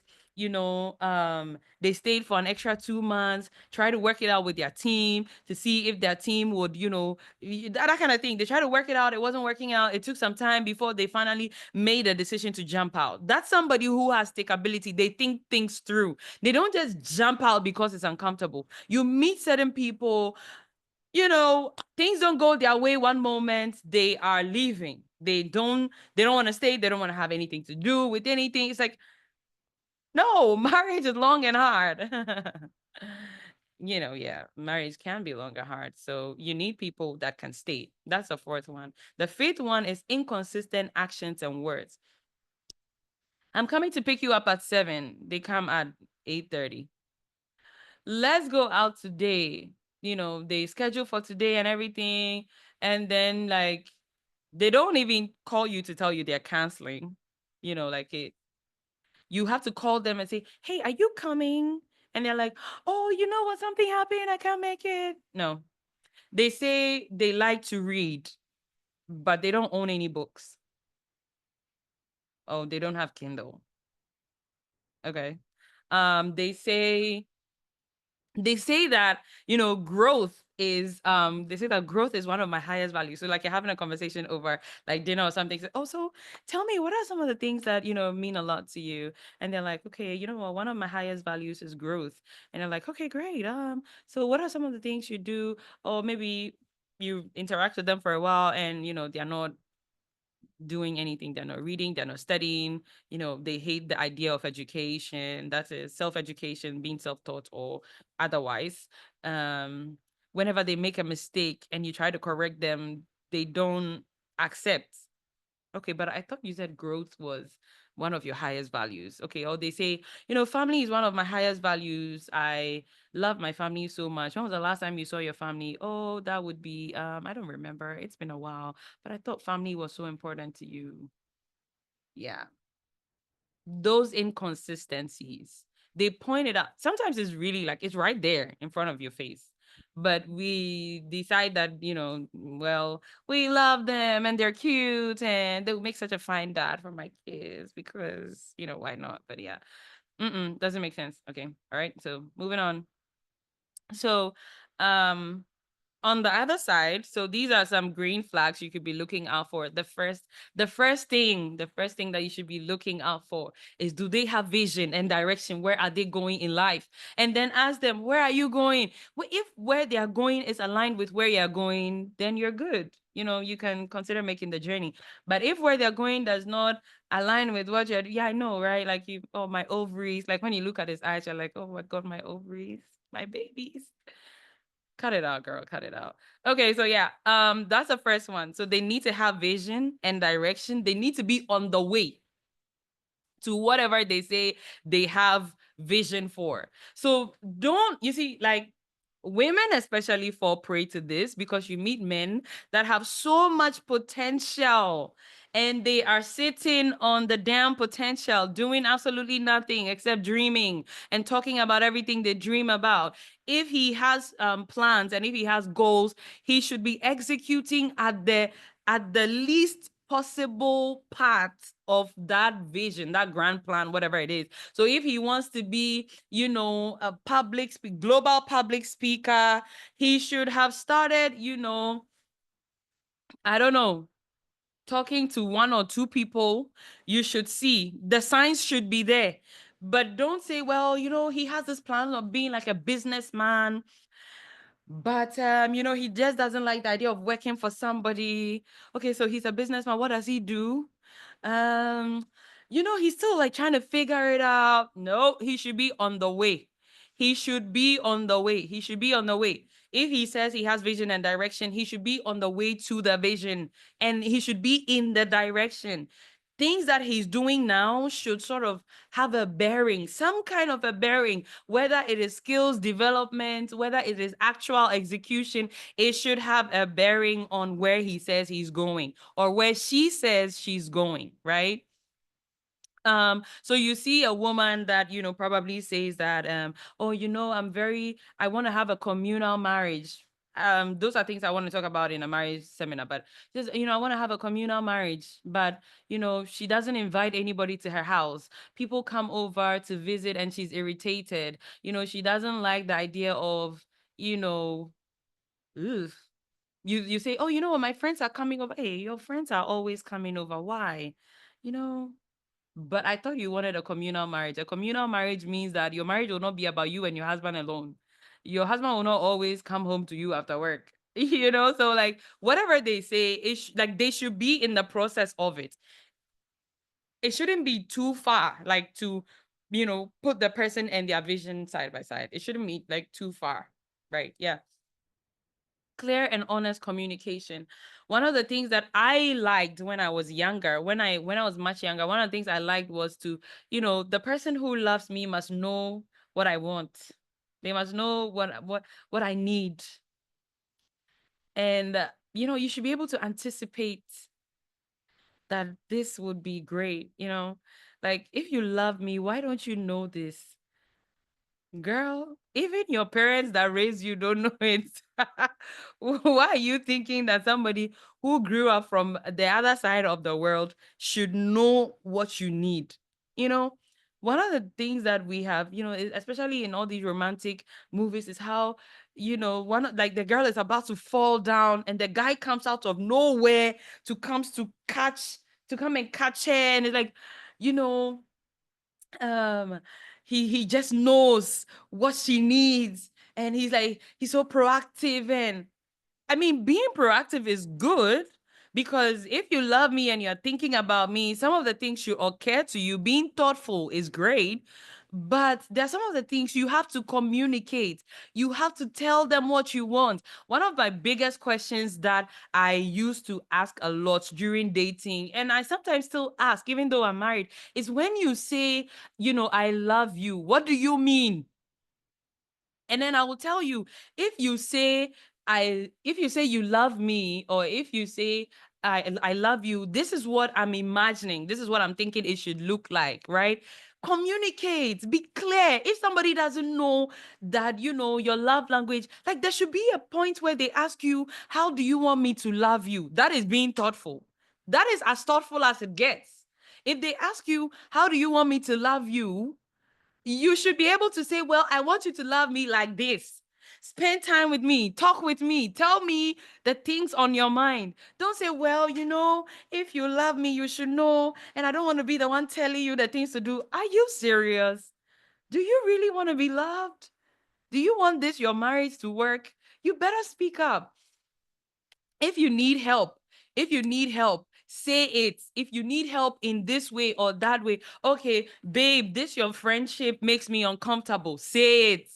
Risk the conflict to save the relationship. Risk the conflict to save the blessed relationship. Okay? Like, come on. Communicate. Also, there are things like, women especially, we have a harder time communicating our emotions. Like, one of the things that my husband does for me that I appreciate is, when I come and I want to have a conversation, he'll ask me, do you want a solution, or you just want me to hear you out? Because half of the time he wants to give me the solution. That's his default, right? And some of the time I don't want a solution. I just want to talk. I want to be heard. So I'm like, yeah, I want you to hear me out. I don't want you to give me a solution right now. Like, I'm not thinking solution space. I just want to help you explore my emotions, because sometimes I'm feeling something that I myself don't quite understand. And I want to talk about it, so that as I'm talking, I'm thinking. And by the time I'm done talking, I've been able to understand what is happening with me. So, guys, these are things that you should also, make a point to learn. It's not everything that you know. They can't know your mind. You should tell them as much as, but also there is a place of thoughtfulness where you say, well, my wife or my girlfriend is a woman, I'm a man. There is a book out there actually called Men Are From Mars, Women Are From Venus. If you haven't read it, you're not thoughtful. I will say that to you. If you haven't read it, you're not thoughtful. It means, you see, thoughtfulness is not to say, this is what my partner wants. Thoughtfulness is like, what are some of the things I can do to find out what my partner wants? Do you understand? Yes. So it's like any attempt you can make, because if you're in a relationship, think about it. You're in a relationship. You haven't read any, and men usually fall victim to this. You're in a relationship, you haven't read any books on relationship. You haven't read any books on um like how women, you're a man, you're in a relationship with a woman, you haven't read any book on how women function, how women are, how women think, how women talk, how women that, how, like, you've not watched any interview, you've not read any book. No, you're not being thoughtful. You're a woman, you're dating. You haven't read a book on how men function, how men. Somebody said they want to be led by the Spirit. I will say to you that being led by the Spirit is a great. I was gonna put it at the end of my presentation. Is one of my hacks, my secret hacks to you know, relationships, thriving relationships, being led by the Spirit is one of the biggest hacks, because the Spirit knows all things, and He can tell you, say it at this time, don't say it at this time. Say it this way, don't say it that way. And it always works. It works all the time. So yeah, being led by the Spirit is a great way. But read the book, watch the videos, go to the conferences. Don't leave it to the women to figure out the relationships. And the men are getting books on wealth, and yeah, we need you to bring the money and stuff, but we also need you to be emotionally available. So yeah, read the books, watch the videos, and all of that. So yeah, that's part of it. But clear and honest communication, one of the things I want to say to that is very, very important. If you want a relationship, usually I tell people who come to me one-on-one counseling on relationship, that you need to craft your ideal relationship, right? What does your ideal relationship look like? Once you've crafted the relationship, especially when they say they want a relationship where there is communication, I tell them that in order for you to have clear and honest communication in your relationship, there needs to be safety and trust, and a lack of judgment. There needs to be safety and trust. If I don't trust you, I will not talk to you. If I don't trust you, I will not talk to you. So if I cannot trust you with, and you see, trust is built over time. You need to give me something to work with. You don't tell me to trust you when you've been giving me continuous evidence that I cannot trust you. That's not how to build communication. So don't say that I want someone who has clear and honest communication as a green flag, as a trait, that they come with, and then they try to communicate with you, and then you judge them, you criticize them for communicating, you make them feel unsafe. And a lot of women do this to men. I'm advocating for the men in the comments. I'm advocating for the men. I'm advocating for the men. If you are a woman and you want your man to talk to you, first of all, you need to understand that about men, that men don't talk to just anybody. Men talk to their friends. So if you're not his friend, he's not talking to you. Forget it. It's not happening. He's not talking to you because you're his lover. He makes love to you because you're his lover. He provides for you because he loves you and all of that. If you want him to talk to you, be his friend. It's important. If you don't know this, I'm telling you. So yeah, if you want honest and clear communication, create the environment that fosters honest and clear communication. The next green flag that you should be looking out for is somebody who takes responsibility for mistakes. Oh my God, I did something wrong. You know what? You're right. I'm sorry. I absolutely messed this one up. I know that I saw a post on how somebody says they would say you're a softie.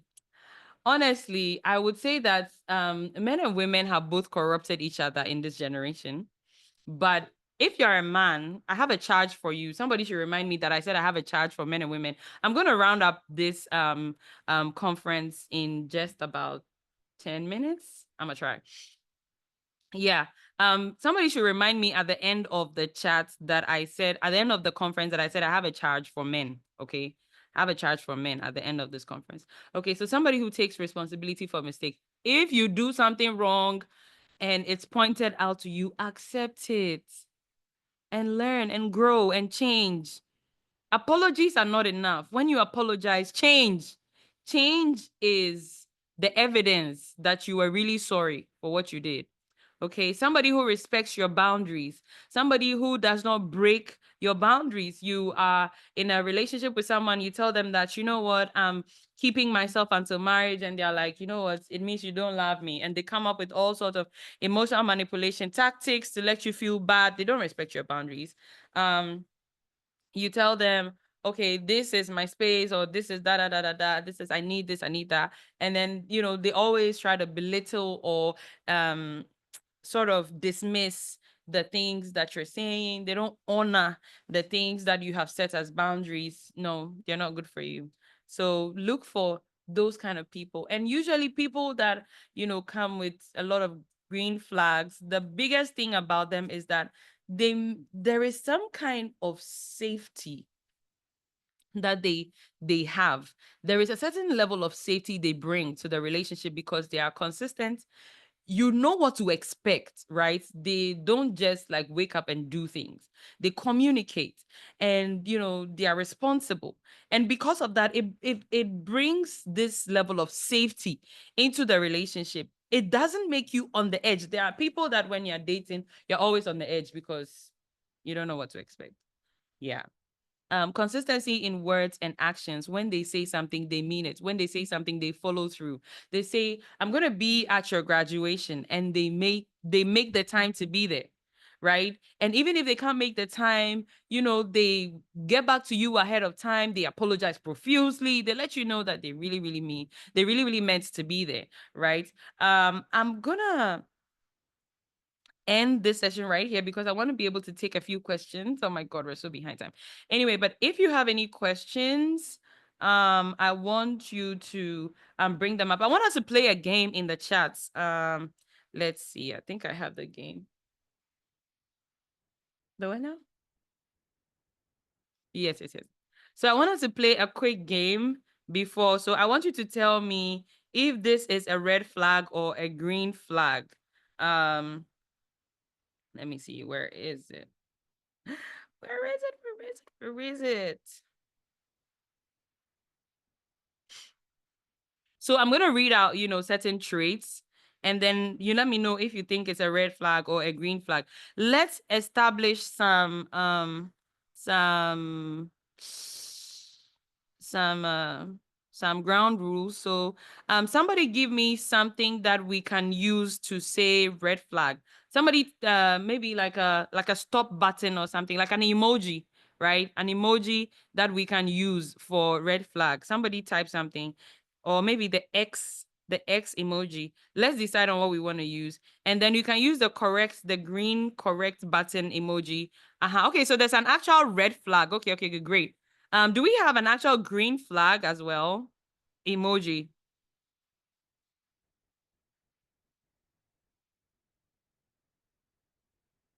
Do we have that? If we don't, we can use the correct button. Okay. Okay, no. Let's use the correct button. I saw some flag. I don't even know what country that is. Okay. So let's play this game. Red flag or green flag? Red flag or green flag? A man. So I'm reading the characteristics, and then you let me know whether it's a red flag or green flag. So the first one is a man that constantly love bombs you at the beginning, then withdraws when you get close. Like these are people, they get close to you and they're doing all the right things, they're saying all the right things, and then out of nowhere, it's like now you don't hear from them. You have to be calling them, checking up on them, and everything. Okay, yeah, everybody. Okay, great, agreed. That is definitely a red flag. That is definitely a red flag. Okay, so the second one is she apologizes when she makes mistakes and she takes responsibility. When she does something wrong, she's quick to say, "Oh my God, I'm so sorry. I see how this would, hurt you. I see how this would affect you. I really, really apologize. I will work on this and it will not happen again." Yeah. Okay, great, great, great. Green flag, green flag, green flag. Love that, love that, love that. Okay. Women, one of the things I've heard, especially online, is that women don't like to accept mistakes. Please, let's change. Let's change. There's nothing wrong with making a mistake. It just shows that you're human. Okay, so yeah, definitely green flag if she apologizes.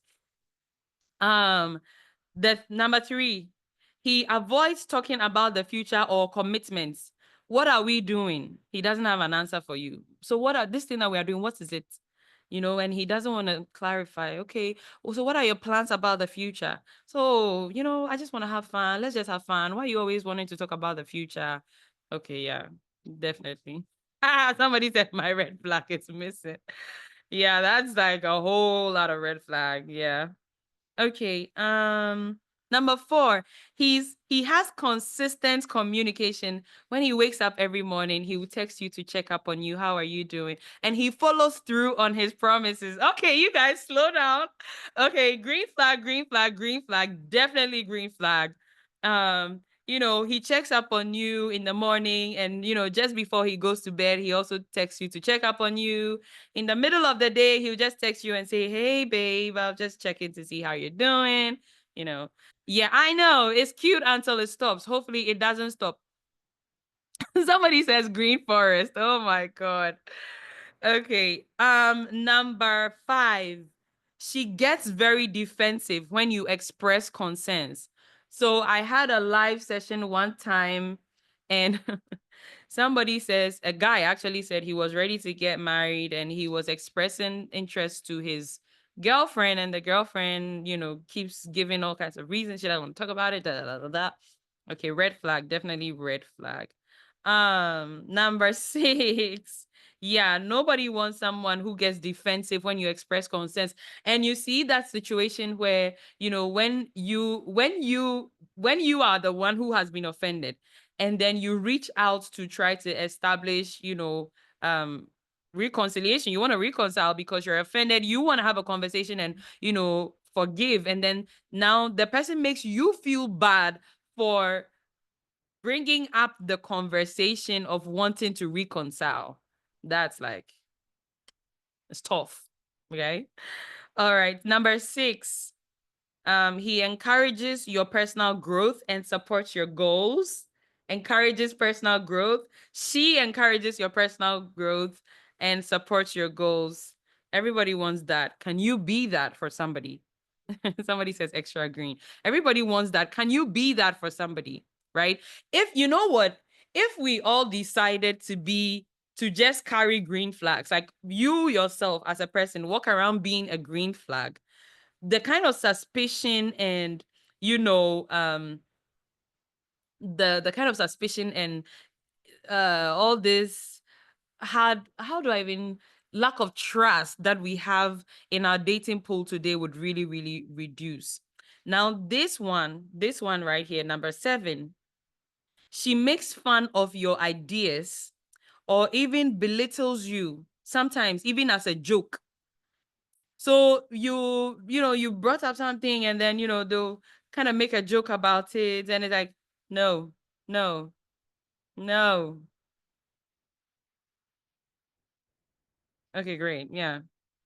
Definitely, definitely, definitely red flag. Okay, number 8. He respects your boundaries and doesn't pressure you. He respects your boundaries and doesn't pressure you. He respects your boundaries and doesn't pressure you. Green flag, green flag, green flag. Okay, yeah. Okay. This one is an interesting one. This one is an interesting one. Let me know if anybody has a question on this particular one that I'm about to read. Let me know and we can address it. So this one says he isolates you from friends and family over time. Okay. They make themselves like the most important person to you, and then suddenly you don't know where your friends and families passed and all of that. And yeah, okay, I see red flag, red flag, red flag, red flag, red flag, red flag. Okay. Okay, yeah. So be careful. Relationships are not supposed to isolate you. Your marriage is not supposed to isolate you. You're supposed to still, because here's a catch, right? That one person cannot be everything to you. Okay, so when we make the analogy of, you're going into a desert and you need to pick a person, it's just because you're weighing the competencies that is required for the journey. But no one person can be so complete and enough for you. You need all your relationships intact. You need your family, you need your friends, you need your work colleagues, you need acquaintances. All those relationships come together to make you a healthy person. Okay. So yeah, Winifred, I will be reading the last question, and then we can also take some questions from WhatsApp, or if we have any questions at all. If you have any questions, you can put it in the questions box, and then Winifred will read it, and then we can answer them. So my last question is, he takes accountability for past relationship mistakes and he shows growth.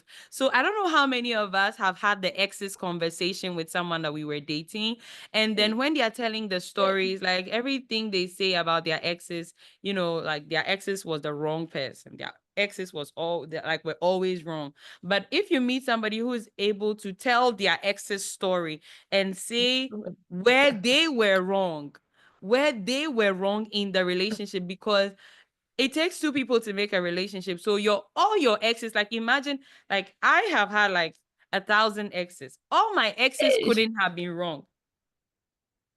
I was a problem because I was afraid of being with myself. Oh, for those of you who are new to the conversation, when I was 24, I discovered I had spent 17 years of my life in relationship, okay? Somebody says it was JHS. I spent 17 years of my life in relationship. I've dated so many people. Okay, like if you say like real relationships, I've dated like maybe 5 or 6. 5 or 6 class F is a lot, right? Now, some of my relationships, in fact, all my relationships like didn't work out except for, of course, the one that I'm married in right now. But I would not say that, all my exes were bad. In fact, I didn't like being by myself. That alone was a terrible reason to be in a relationship, because you are being in the relationship because you wanna be with somebody, keep company. I don't have the capacity, Charlie. Okay, so I can hear somebody's mic is on.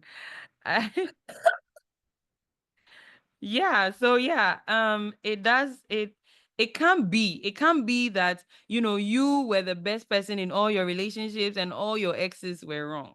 So if you meet somebody who's able to take responsibility, like, okay, I dated this girl, she was a really nice girl. I feel like I wasn't able to speak her love language, and so our relationship couldn't flourish as I would have loved for it to.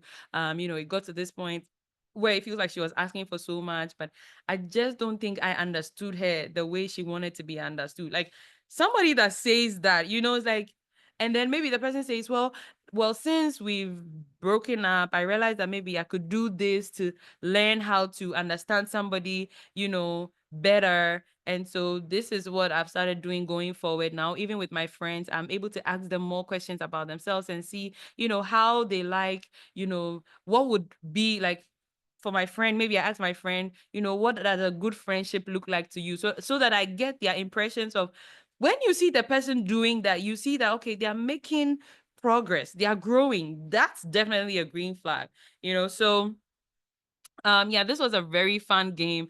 I believe that we can all tell when we see red flags and green flags. Do not overlook the red flags. Explore them, especially when somebody has a weakness. So like I'm saying, the fact that somebody has a weakness does not mean to write them off. That's not what I'm saying, because we also have a generation of people that are just going out with all these very high expectations. If I had continued to the next slide, you'd have seen that over there, because it talks about standards, how to set standards in relationships, and it talks about what are realistic standards and what are unrealistic standards. So you can have standards, right? That, okay, these are my non-negotiables, these are my values, blah blah blah. But you may meet somebody, and you need to understand, especially in our generation, a lot of us are wounded. So you must have a lot of grace. You must give a lot of grace, otherwise you won't find someone to marry. You will not you won't find a partner, because a lot of us are wounded. A lot of us are still healing. A lot of us are still discovering ourselves. A lot of us are still trying to find our way. So you need to be very gracious. And by gracious, I don't mean compromising your standards, but I mean that you should be empathetic. Empathy does not mean agreeing with somebody's sin. If they are doing something that's not wrong, you appreciate that's wrong. You appreciate that this thing that you're doing, I understand that you have a weakness there, and it would be great if you made progress, but I cannot settle with this. So you draw the boundary, you let them know that this is not something I'm willing to settle with, but you also don't condemn them for the thing that they're going through. You make room for them. Try to listen to them. Try to understand them. If you have resources that you can share so that they can grow and become better, you share the resources. If it means, praying for them, because some of us are complaining about things we are not praying about. You say you love somebody, they are showing a weakness, and you've not even spent a week praying for them before, and yet you're always complaining about this thing. No, you don't love the person. You just like how they make you feel. So yeah, Winifred, do we have any questions? Please let me hear them, and let's get down to it. If anybody has any questions, you can drop them in the comments. Winifred will pick them up, and then we can Yes, go. please. Go. All right. Hi, Let me start everyone. Good sharing. evening. Yeah, let's see. I want to Please, stop can you sharing. hear me? Yes, I can hear you loud and clear. Very good. Hi, Can you everybody. also Good see my screen, evening. please? I want to know if I'm still sharing. I don't know. Yes, I can. I can still see your screen. Oh my goodness. Okay. Let me see. Can you still see my screen? It's off now. Okay, great. All right, great. All right. So talk to me. What questions do we have? All right. Thank you for such an insightful session. It was really Gotcha. amazing. I enjoyed it. Okay, so give me a minute. All right, sure. Okay. So our first question: is it advisable to marry someone you don't love, but the Is it person have the advisable to marry qualities to someone? make you don't love, but the person Right. have the skills to make a marriage work? Won't Mm-hmm. that result in an unhappy marriage? Right. What do you want? Do you want to be in love or you want to marry? I want both. If you Thinking for want the both, I person. can. Okay, so here's it. Okay. Let me help So you. let's explore all options. Yes. Let me help you. So I'm not, you see, when I say that marriage is more about competence than it is about love, I don't mean that like somebody that you don't know, you don't have any attraction for, you don't know, they're not even your friend, but they just look like, because how do you prove certain things if they haven't come close and if there isn't an attraction, right? So I'm saying that supposing you are attracted to two people, how do you decipher between the two people which one is a better fit? Do you understand what I'm saying? So I'm not saying that completely ignore the place of liking someone. But one of the things I must say to you is that love is not a requirement for marriage. It is not. Love is not a requirement for marriage. The Bible says that when Isaac saw Rebekah coming from afar, he loved her. By that time, they had already married Rebekah for him. There was no, we are now going to go on a date for me to come and see you to see if I like you. We love the people we marry. We don't marry the people we love. That is how it works. So if you just want to be in love, and a mushy, that's why I asked you, what do you want? Which one is priority to you? If you just want to feel in love, you just want to like somebody, go right on ahead and fall in love. If you want to get married, make sure that you're vetting to see that they have the skills and you're not just being carried away by the fact that you're in love, because being in love is not enough. You will get married and 2 years into the marriage, the love that you were feeling, you can't find it. But there are people that married people they didn't love, and they learned to love the people they got married to. And 20, 30 years into the marriage, they love them. They are friends. They're having a great time. I can tell you for a fact that friendship is a better feeling to have for marriage as opposed to love. What you call love, what you decipher as love, what you describe as love. Friendship is a better feeling to have. Feeling friendly towards someone, feeling friendly towards someone is a better feeling to have as compared to love, or what we call love.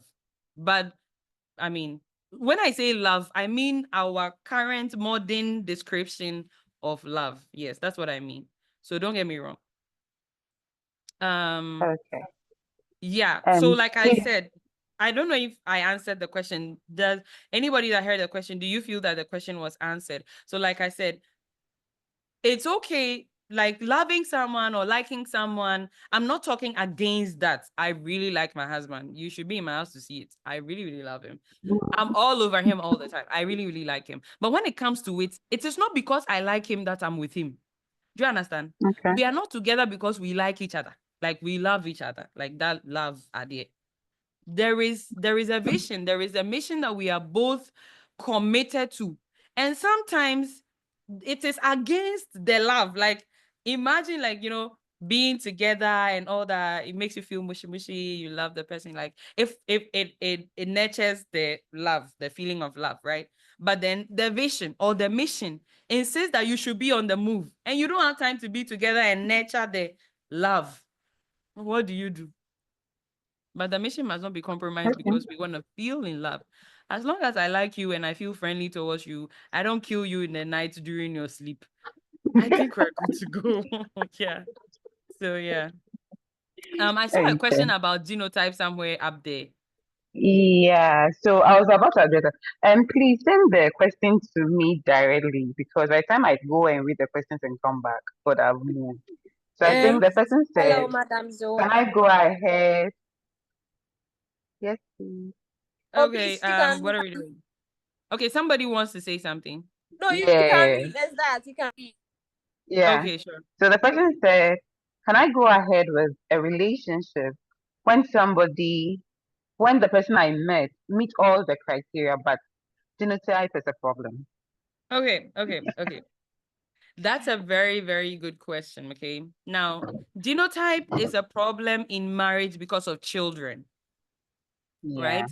Genotype is a Mm-hmm. problem in marriage, especially because of children. Do you want to have children? Are children important to you? Like, are you, if you don't have children in your marriage, would it bother the marriage? Would it disturb the marriage? Do you feel like I absolutely must have children? If children are very high on your priority list, you cannot do that. If you are expecting a miracle, let a miracle happen. When the miracle happens, you can go ahead and then marry.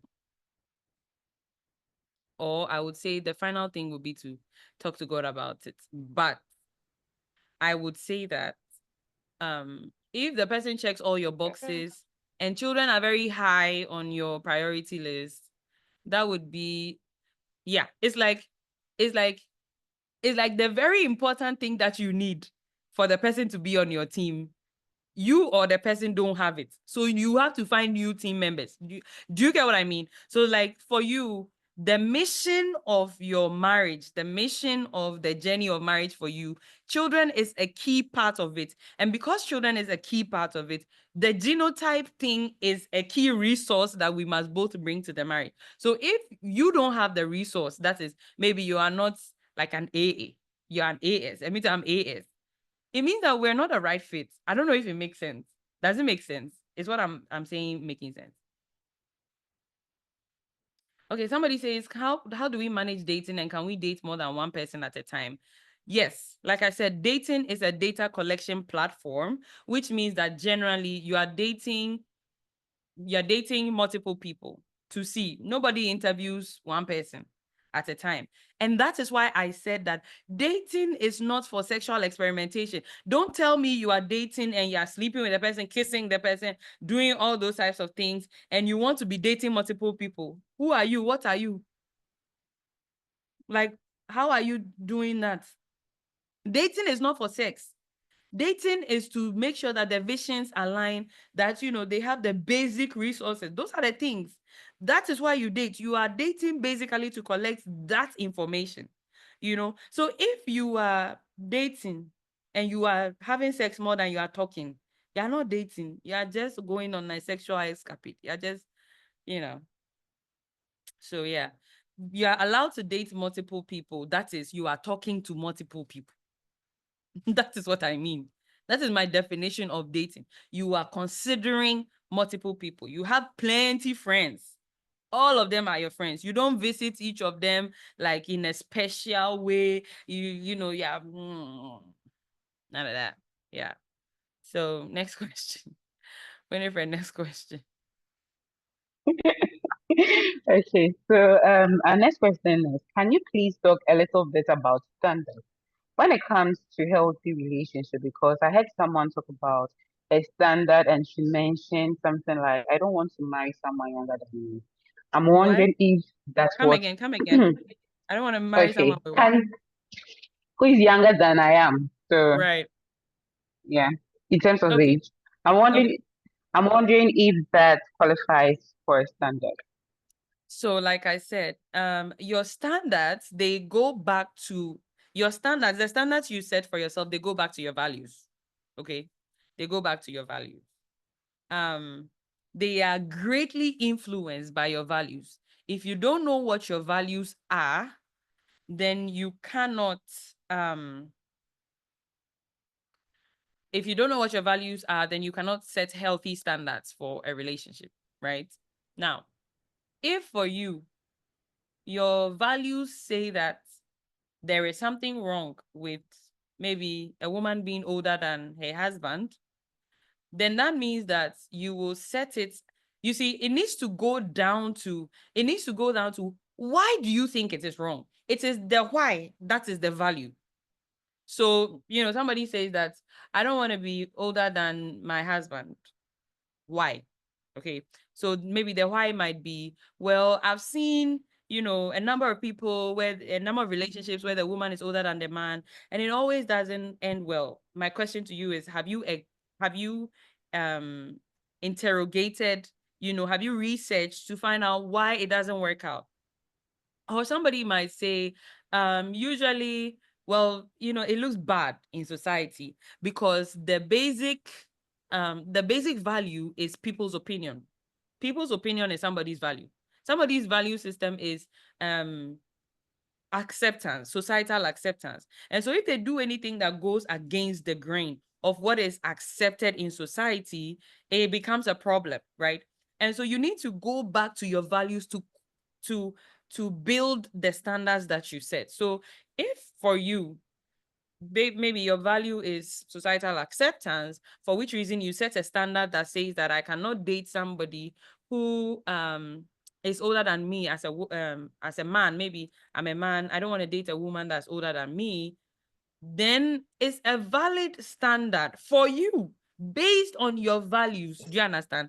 I mean, if you ask me, my values are different from your values, and so it may not align, but your values are your values. Now, where the issue would be is that if you find out that that value is not serving you because maybe you've done your research and you found out that, well, if the woman is older than you or the man is older than you, it doesn't really mean anything, but this is what you need to put in place. When it talks about, when we talk about age difference, I want to talk about it, but we just don't have the time.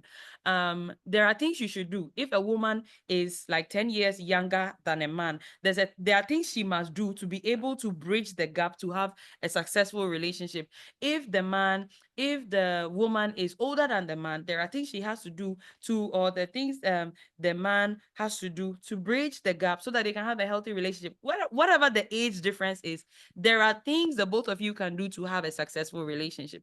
And so if you're not doing that, it can compromise the relationship. So if you did your research and you realize that, well, we could do this and it can work, and okay, fine, then I can change that value, which is societal acceptance, and then redefine my standards, right? I cannot just redefine my standards of themselves because my standards are influenced by my values. So if I want to change my standards, then I will have to redefine my value, the specific value that is affecting that standard that I've set.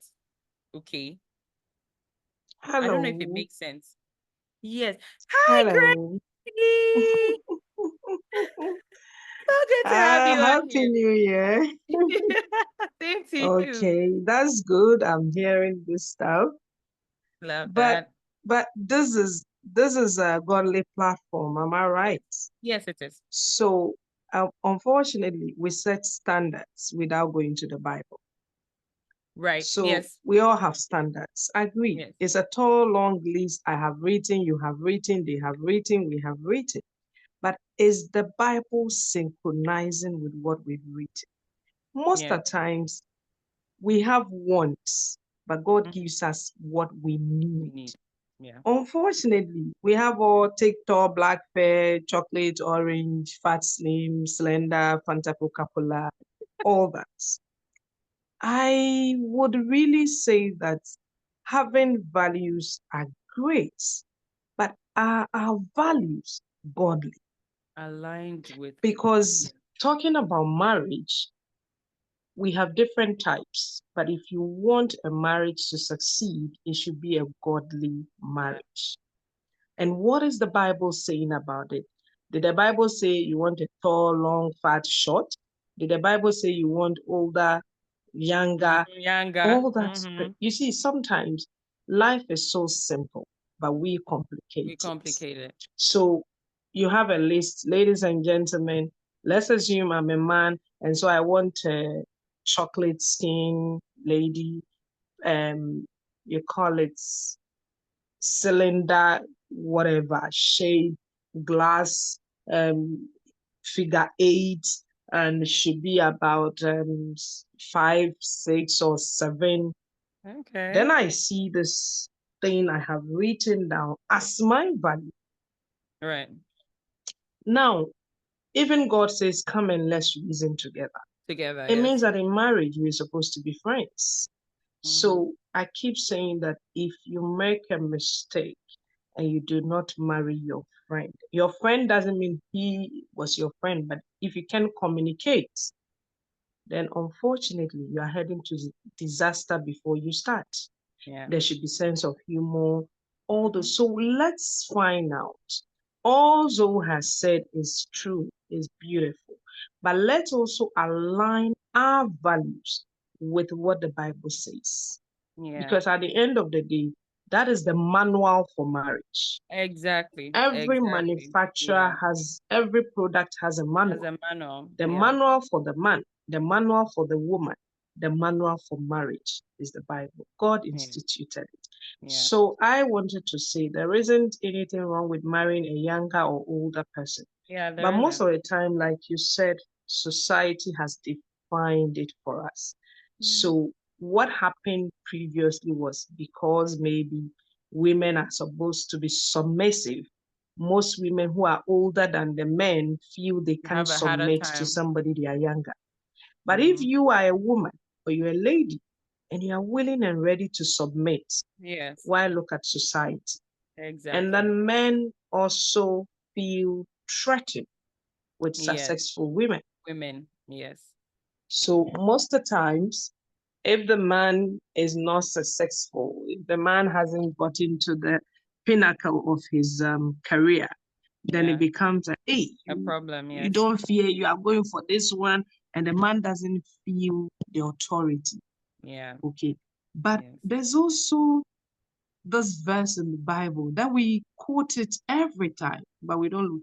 He who finds a wife findeth a good thing and obtaineth favor. It means that there is favor upon women. Yeah. So if A is the one you want to be with, why don't you pray that favor upon that person's heart? Like you said, communication and all that. I believe that when we are writing our tall, long list of the criteria we're looking for, we should find out whether that criteria is what is in the Bible. Yeah. Because when you read the Bible, how marriages were formed is different from present day marriage. We meet the people, we go on a date. In the Bible, who went on a date? But the marriages work. You And work. let me bet you to bust your bubbles, all of you here, find out arranged marriages works a lot. Oh yeah. Mother Yeah. It thrives a lot and more. father agree, you marry their friend's son, daughter, except you and I who are enlightened with the word of God. But most of those ones, Yeah. they thrive on, They they yeah, they marry do for a better. purpose. We are marrying for a That's it. purpose. That's the thing that makes the difference because We are marrying there is for a a binding purpose. thing that holds the marriage. Yes. We are not marrying because I love you, you are tall, you are short, you're beautiful. Yeah. No. It's a purposeful marriage. Marriage, So yes. then when it's a purposeful marriage and it's a godly one, no weapon formed against us shall try. Yeah. There That's will be weapons. It didn't say there wouldn't be. yeah. But because your values are based on the principles of God, Mm-hmm. whatever shall rise, you would conquer. Yeah. Marriages is not for us to make babies, it's for companionship, for mission and Yeah. visions to be established. Yeah. So God has created Zoe. Zoe is supposed to stand and bring people who are lost in the house of God. Zoe marries somebody who doesn't want the wife to speak in public. That Problem. vision, that Yeah. mission, that Yeah. purpose Yeah. would not be fulfilled. Yeah. But most of the times, we don't look at those ones. We look at the Fanta, Yeah. Coca-Cola, what car And is he photos. And those things driving, are very trivial. They don't last because if you're looking at Fanta and Coca-Cola, by the time they have one, two, three, four babies, it's not exactly as Fanta and Coca-Cola as it started out to be. and there's So a very important thing I would love people to note. And if they would hear your story, they would be happy. Whatever you want, you don't see it wrapped in a gold wrapper delivered to you. Yeah. it comes in a raw material most of the times. Mhm. Most of the times, if it's the will of God, it comes in a raw material. Yeah. And Zoe, you would tell them, you didn't meet Kwame on a high heel. Sometimes people, I want to get married like the way her own is. The man is at her beck and call. The man has a posh car. He stays in a beautiful house. All the best. She's sold into it. Most of the women here today are not ready to sow into a man's life. Problem. Sowing doesn't mean go and give him money. It depends. It varies on what God tells you to do. Yeah. He speaks to us differently. Sometimes you have to pray and fast to support his vision. And whilst you're supporting his vision, you will not be lost, because when his vision stands, yours will be born. Sometimes you need to sow into his life in terms of finance. It depends. So, ladies and gentlemen, you don't always get it wrapped in Yeah. brown, green wrapper with all the Cinderella, Mills and Boone story, Indian movies, and it's Mills and Bones coming for like real. that. Sometimes, respectfully, the woman will pick the man from the gutter and clean the man. Sometimes the man will pick the woman from nowhere and educate her. But when we seek the face of God, we get understanding and insight. So I keep saying that sometimes you want A, but God is saying, forget A. A is not it. And Yeah. according to your standard, A qualifies. Yeah. Yeah. But God is telling you it is not That's not A. it. Please, I didn't come here to scare you people, but I want to tell you that pray more than focusing on dating. Dating is beautiful, it's fun. I mean, we've all been there before, but pray more. Because sometimes if you focus on the dating, you will meet one who may be a bit shy, so you will not get all the filler you want. And you meet Yeah. one who is a rapper, outgoing, both men Yeah. and women. And you Yeah. think, Charlie, this is the one, we click, we vibe. It means in tree marriage is long.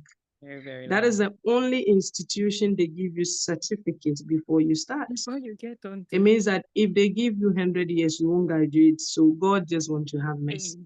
They say, I want you to graduate. I'll give you the certificates. Then you come and learn.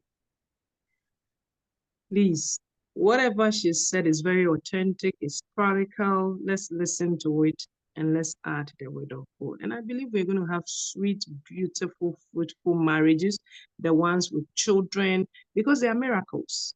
With this genotype, yes, like she said, yeah. if you don't want, marriage is for companionship and for purpose. So if the Yeah. purpose is to be missionaries, I mean, it's good to go. If the purpose Yeah. is for you to be missionaries, go preach the word, you don't have time to nurse babies. If the purpose is Yeah. to reproduce godly children, that one too is there. Even if you are genotype and you are fulfilling the purpose and you pray, there's always a Yeah. miracle. God is good. He's Mhm. great. He's faithful. And he's still in the miracle doing business. I just want to see godly marriages, because when there are godly marriages, society will be devoid of problems. Nobody will be knocking my door to solve their problems. I'll be a little bit free. So please listen to her and let's pray more. Let's have the fun. It doesn't mean Yeah. when we are praying, so we are antisocial. I think we need Yeah. to understand it. Most Christians will say, oh, I'm a child of God. They don't go to restaurants to eat. You want to marry an entrepreneur, a businessman. You're in the room praying 24 hours. Please, Got the to deliver businessman it will to not their come to the doorstep. room. He plays golf. Bless you. So buy golf kits, go and play golf. You Hey, might not Jesus. marry the one playing the golf, but he may do a recommendation to somebody. Sometimes that's how we Love work. that. Love that. Love that. And please, you see the marketing we do, the social media, digital marketing, is part of our lives. Let's also do it with our lives. You want to Okay. marry a classy man, you dress anyway, anyhow. You're exposing most part of your body. Which Ah, classy man wants ah, to see a ah. woman that has exposed her body? Preach. Please, let's rethink. You want to marry a man who is educated and you are in public shouting. Even if the man Oh looks at you, you say, what a bush lady. my God. Let's comport ourselves. And there is one thing Problem. we forget. Anybody we come across, let's show kindness, both men and women. Yeah. That's that woman you are showing kindness. You may marry the Mm. sister's son. That woman you are showing kindness, you may marry the son. That man you are showing kindness, you may marry the daughter. It life is, in fact, the world is a very small place. It is. So if we put on that arrogance, pride, and we are not humble, because the word of God says that He humbles the pride. So if we put on pride, we may miss the one God has chosen for us. And sometimes we women are fond of doing that. This one, he's not my class. Zoe would tell you she was far. Zoe, forgive me, but I'm on you. She was far I got ahead. you. Today, Kwame is far ahead. That's how life is, and they are complementing each other. That is what she's talking about: vision and mission and purpose. Please, it's then she should have said, Osha, am I your class? But today, she has no regrets because God was in it. That is all I want to tell you. If you have God in the relationship from the foundation, you Yeah. would really reap with joy. Zoe, take over your meeting. But I'm glad I've been listening from You're a start great and I've lady. been Oh, quietly there and you are I doing didn't know great and you I'm were on. Thank proud you of so much for you. being In here. fact, there is joy in heaven because the enemy is Ah, attacking marriages. And he so is. for He you is. to come in to stand for it, they will attack you, but they won't succeed in Oh no, Jesus' name. we will not in Jesus. Amen. So please, you people are blessed and fortunate to have a listen, soak all the wisdom you can, and when you go, be like the people of Berea, go and search Check the them out. scriptures and find out whether what she's telling you can be found there. And Mm, based on the principles of God, your marriages will succeed. yeah. Take over your show.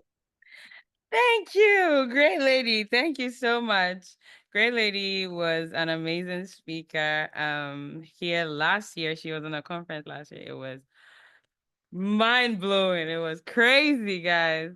And today we this year we couldn't do a 2 day, so we couldn't have extra speakers. So but yeah, I'm so glad that she came in and she dropped a few gems. Amazing.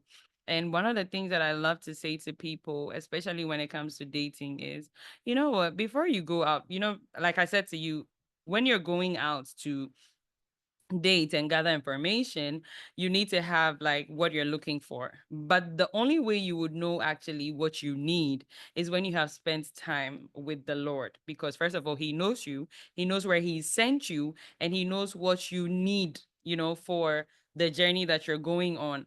One of the things that I bless God for, and I will say that it was not an excuse for me. One of the things that I blessed God for was that I knew who my husband was to be when I was in like senior high school. I was like 15 or 16 or so. I knew the kind of man he was, right? So if I met you and then I said, "Oh, would you like to like start a business or be employed," and you say, "Oh, I like to have a steady job and have a nice," but I knew you weren't the one, because the kind of man that God has shown me, he wasn't somebody that was working for anybody. He was a servant of God, working for God, not just in the ministry, but he was doing other things, right? And so, because I had that picture, I knew what not to look for. So, I don't think I ever really dated anybody that worked a 9 to 5, because I wasn't looking for that, right?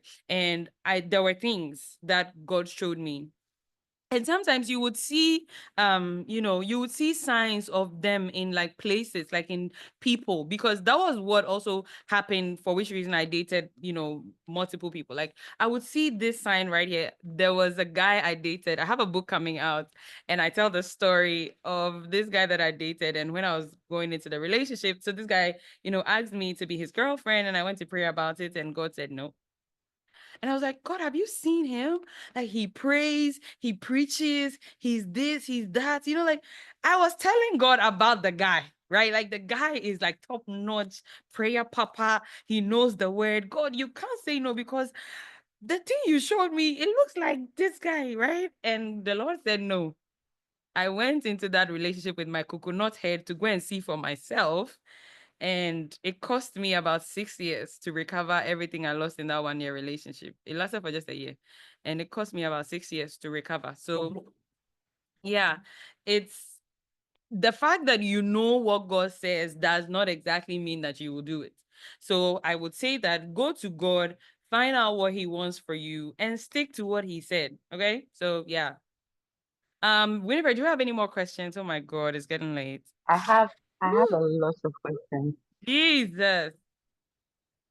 A lot. Okay, please let's do Okay, 2 or 3. 2 or 3 each. Okay. So let me give you one and then later go and read and come back. Okay, that makes Um, sense. what does it mean to have the same vision with your partner you What want does to it mean to marry? Is have it okay? What does the it mean to have same the vision same with vision? have the same vision with your partner? Is it Okay. about job related or is it really broad? Okay, so this is what I'll say. I'll say that marriage is instituted by God so that heaven can do what it wants to do here on earth, basically. So this is what I mean by that. I did a whole teaching on that on Telegram in the beginning.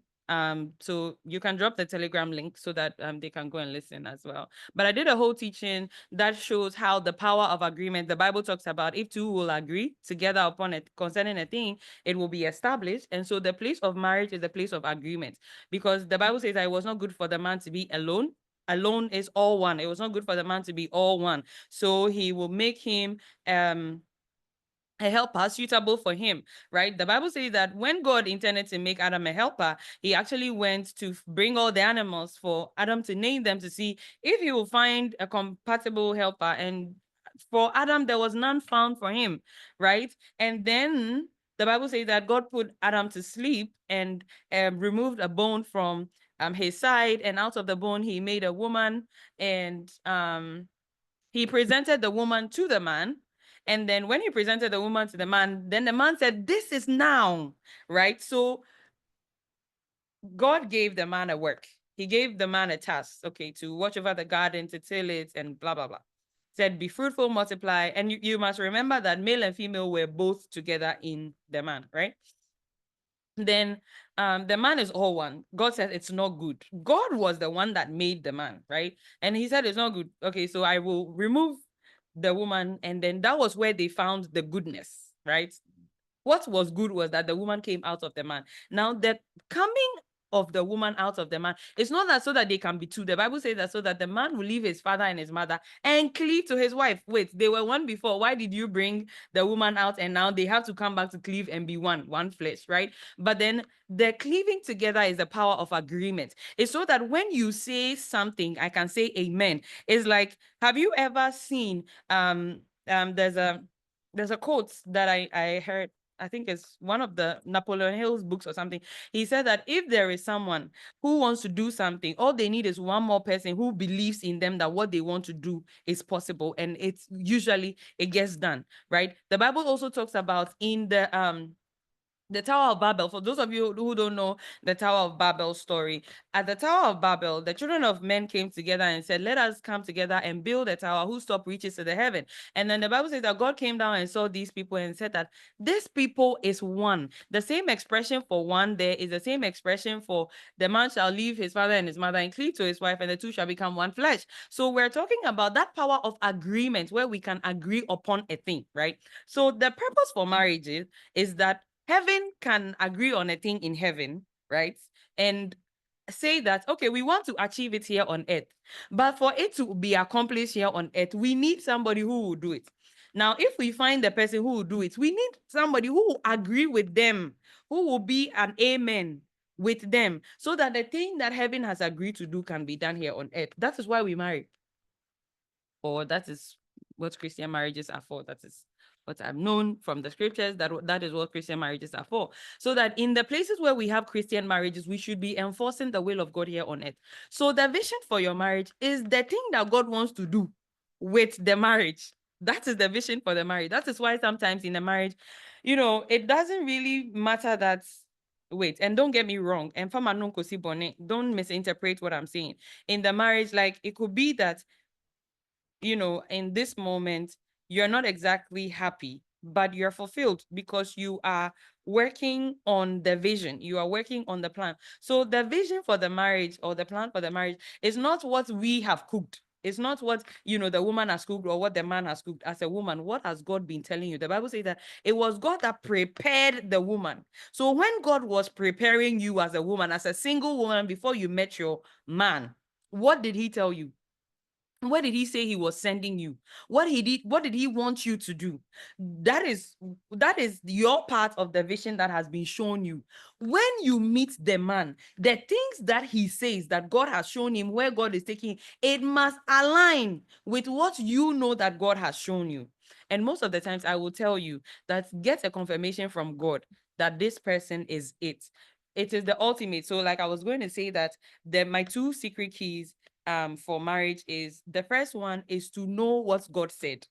Okay, know what God said about the two of you. If God said that I put the two of you together because I want you to do a work in the earth, great. You can always hold on to the word of God. The word of God does not fail. You can always take it to the bank and it'll cash. Okay, so you take that word, and then the second one is being guided by the Holy Spirit within the context of your marriage. It's not just the two of you in there. God is there with you. And so in the person of the Holy Spirit, when he leads you to do this, you do this. When he leads you to say this, you say that. When he leads you to, talk about it this way, you talk about it that way. It's slow down, calm down, be more compassionate. I remember when I met my husband at first, that time I had healed, a bit from some of my trauma and stuff like that. So I was going, love full on. I was pouring out love full on. And I remember the Holy Spirit said to me, if you don't ration how much love you're pouring on him, he will run away because he is unfamiliar with, the amount of love that you're pouring out. And then I slowed down and it worked, So yeah, that's what I'll say. So the plan or the vision is what heaven has commissioned the two of you to do. Like I said, it is God that sends you on the mission. So if he sends you on a mission to the desert, the partner that you're supposed to go with should also be on a mission to the desert. You cannot have two people together. One is going to the desert and one is going underwater. Then why are you a partnership? Does it make sense?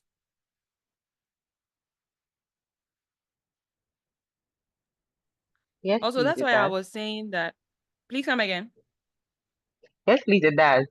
Okay, great. Yeah. I was also saying that, no, I forgot what I was going to say. So go on. Okay, so let's take our final question. Yes. Yeah, Have you hello. guys enjoyed the session? Please let me know in the comments. Have you enjoyed the session? I see about Yeah, 90. Okay, we were like 99 plus. we were I 100. see 81 We're people here 100.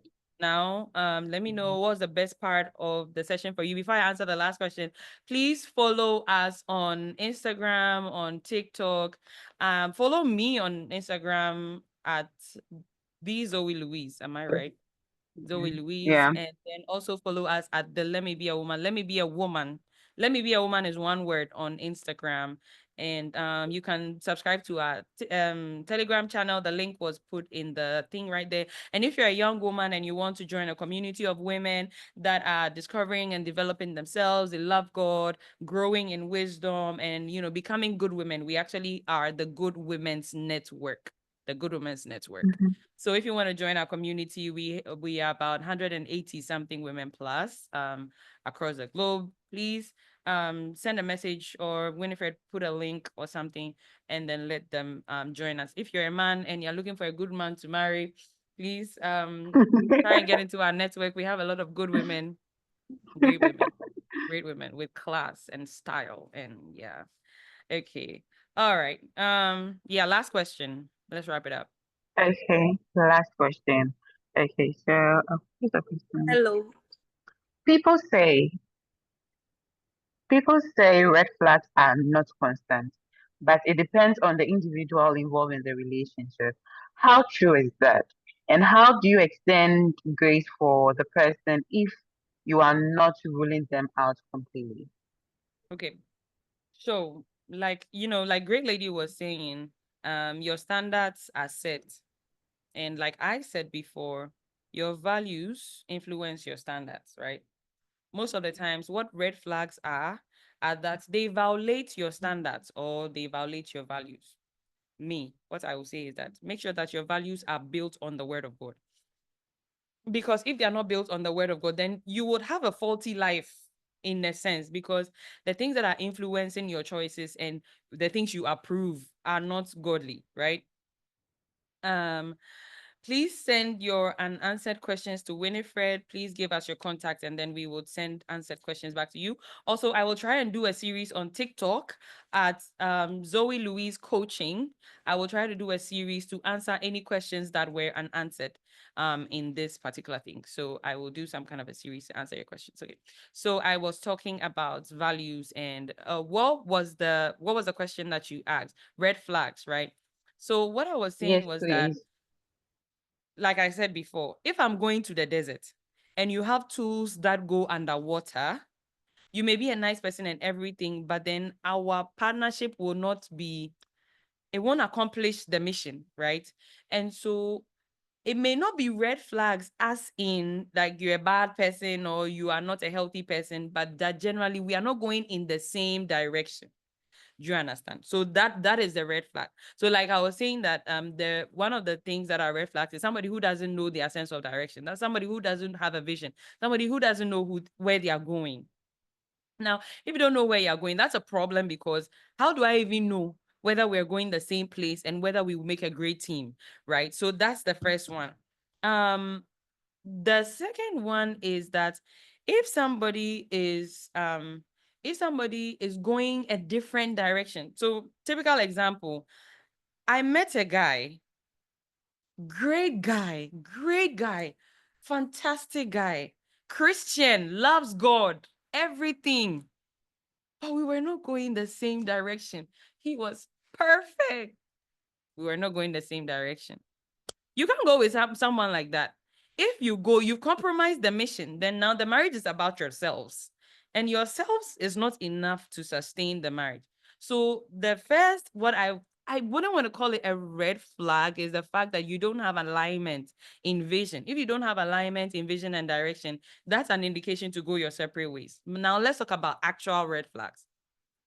Actual red flags are like weaknesses, flaws that people have that makes them less likely to be a candidate for marriage. Okay.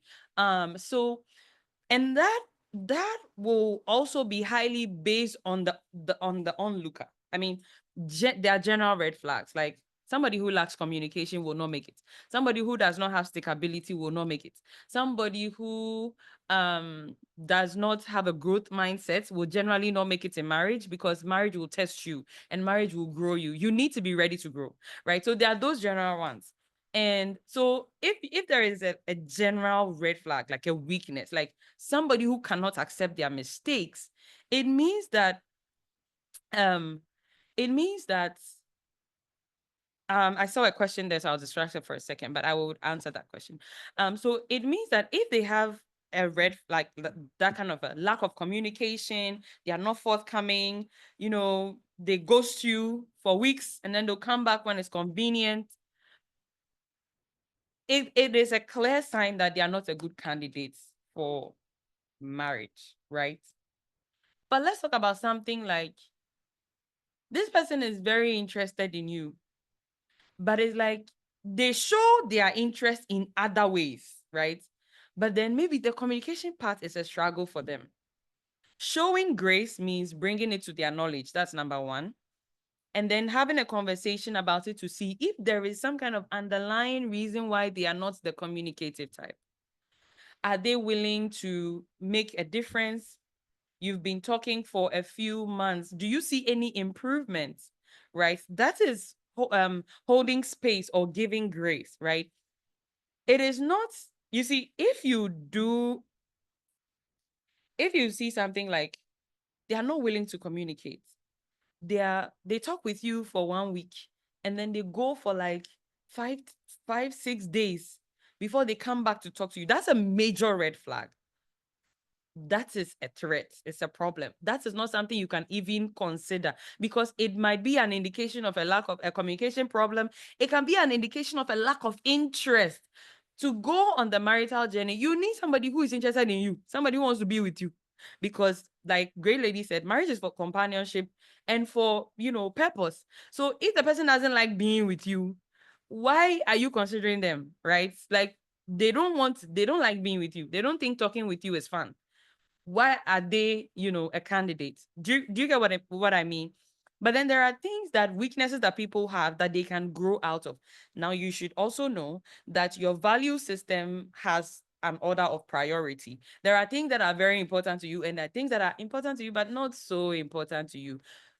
Usually, you will find somebody, at best, they have like 70 to 80% of the things that are very important to you. And then, some of the other things they may not have, or it will be unaccounted for, and blah, blah, blah. Even if you get up to 60% of the things that you really, really, really, really want, if you get 60%, I think that you've got a good deal. Some of the things can be worked on. We can talk about it, iron them out. Some of the things who cannot be worked on. One of the questions you need to ask yourself is that if this person does not change, at all, guys, please give me a second. Let me do this. If this person, okay, 1 second. Please help me. Okay. Alrighty. Yeah. You ask yourself the question, if this person does not change, like, in their life, they don't amend all these weaknesses that you're talking about, they don't ever change, they don't become any better or anything like that. If they never change, can I continue to live with them? Can I still live with them? Right? If you're able to say, okay, yeah, if they don't, this thing about them, if it doesn't change, I can live with them. If this thing that they do, it doesn't go away, I can live with them. Okay, you know what? It's fine. I can live with them. If you can live with them for the rest of your life, you can go on ahead. But if you think that somewhere inside your heart you want that thing to change, then you need to be working on it, because otherwise you go into the relationship and be frustrating the person. You want the person to become something they are not, or you'll be forcing the person to change. Like, growth should be inspired, not required. Like, how do I even say this? You should inspire growth in your partner. You should not force them to grow, because usually people don't like being told what to do. It is part of human nature. Unfortunately, that's the case. People don't like being told what to do. So if you always have to tell them to do something that is for their own growth or for their own development, then you have a problem. But you create the environment that makes them want to be better, right? So that's what I'll say to that about the whole red flag situation. I hope it answered the question. I don't know. Yes, please, Okay, it did. You somebody says actually that, listed all the questions. are you saying that every man has a purpose ordained by God, which needs a woman to complete that purpose? Okay, so here's what I'm saying. If you are a human being on this earth, can somebody tell me what this is? Can somebody tell me what this is? What is Water. this? Water, a bottle of Is water. water What is it in? It's in a in a bottle. bottle. Okay. Have you ever wondered why, these kind of water bottles are not designed to look like a generator? So like a generator that you can carry. I mean, it's water. You should drink a lot of water. So why isn't it, so big for you to carry? Because the purpose of this thing is so that it can be handy. You can carry it everywhere you go. It is the purpose. The purpose dictated the design. That means that there's not a single thing. Do you know what safety pins are used for? Do you know what bobby pins are used for? Do you know what is it even called? That thing's called safety pins, bobby pins, um office pins. There are all types of pins, so but all of them have their different purpose. Every single thing that is created has a purpose. So if you don't know what your purpose is, that's a problem. You need to go to God and go and find out. That means that you need to invest in cultivating a relationship with God, which is essential for your own survival. I don't know how you're doing life without God. But yeah. So yes, every man has a purpose ordained by God. And the question about needing a woman to complete that purpose, I won't make that statement here that everybody must marry, because there are some people that were made eunuchs. In the beginning, how God made it was that the man and the woman were supposed to come together to fulfill a purpose. But since the corruption, things are not in their like how do I say, their original design. Things are not as they were designed to be. So there may be somebody who will come to this world who will never get married.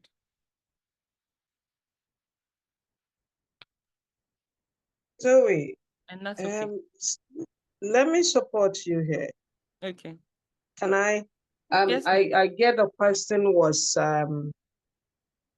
how I heard something about does every man has a purpose or everybody has a Yeah, purpose? so the question is are you saying every man has a purpose ordained by God which needs a woman to complete that purpose?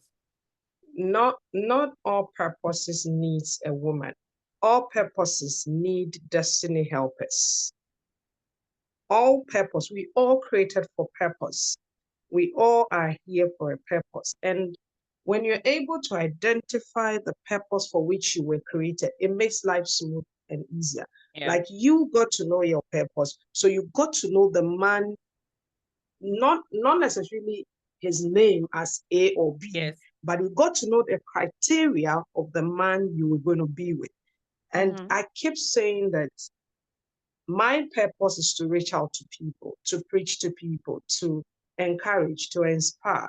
So I've always said that there are nice, potential, good-looking, wealthy people around me, but you hear God tell you, this is not the person, like you Yeah. said, because you want to walk in the purpose of God. God, yeah. So if you want to walk in the purpose, you hear him talk to you. And Yeah. so I came back to say he gives you what you need, not what you want. So Yes. every man has a purpose, but not all the purpose needs a woman as a wife to complement it. Sometimes you need a friend in that woman, not a wife.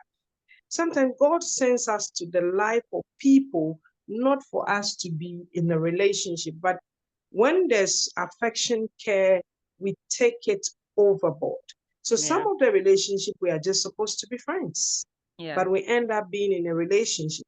And sometimes that woman is your destiny helper, not necessarily your wife. Your wife. Yeah. So what the best way is that know yourself first, know your purpose, then out of your purpose, you would carve your values and your standard Yeah. to Yeah. conform with the will of God. And Yeah. in And to that know what God purpose, wants for you, whether God yes, wants for you to be married, yes, that he say that there's a partner out there yes, for you to because fulfill. it is Yeah. not sinful to be single. It is No, not it's not sinful to at be all. unmarried. I mean, some people achieve their purpose when they are single. When they Yeah. get married, it will be disaster for them. That's Yeah. how they've been created. So we don't criticize whether you're married. That is why we keep telling people, don't use your marriage as a yardstick on Take for anybody's everybody else face. now.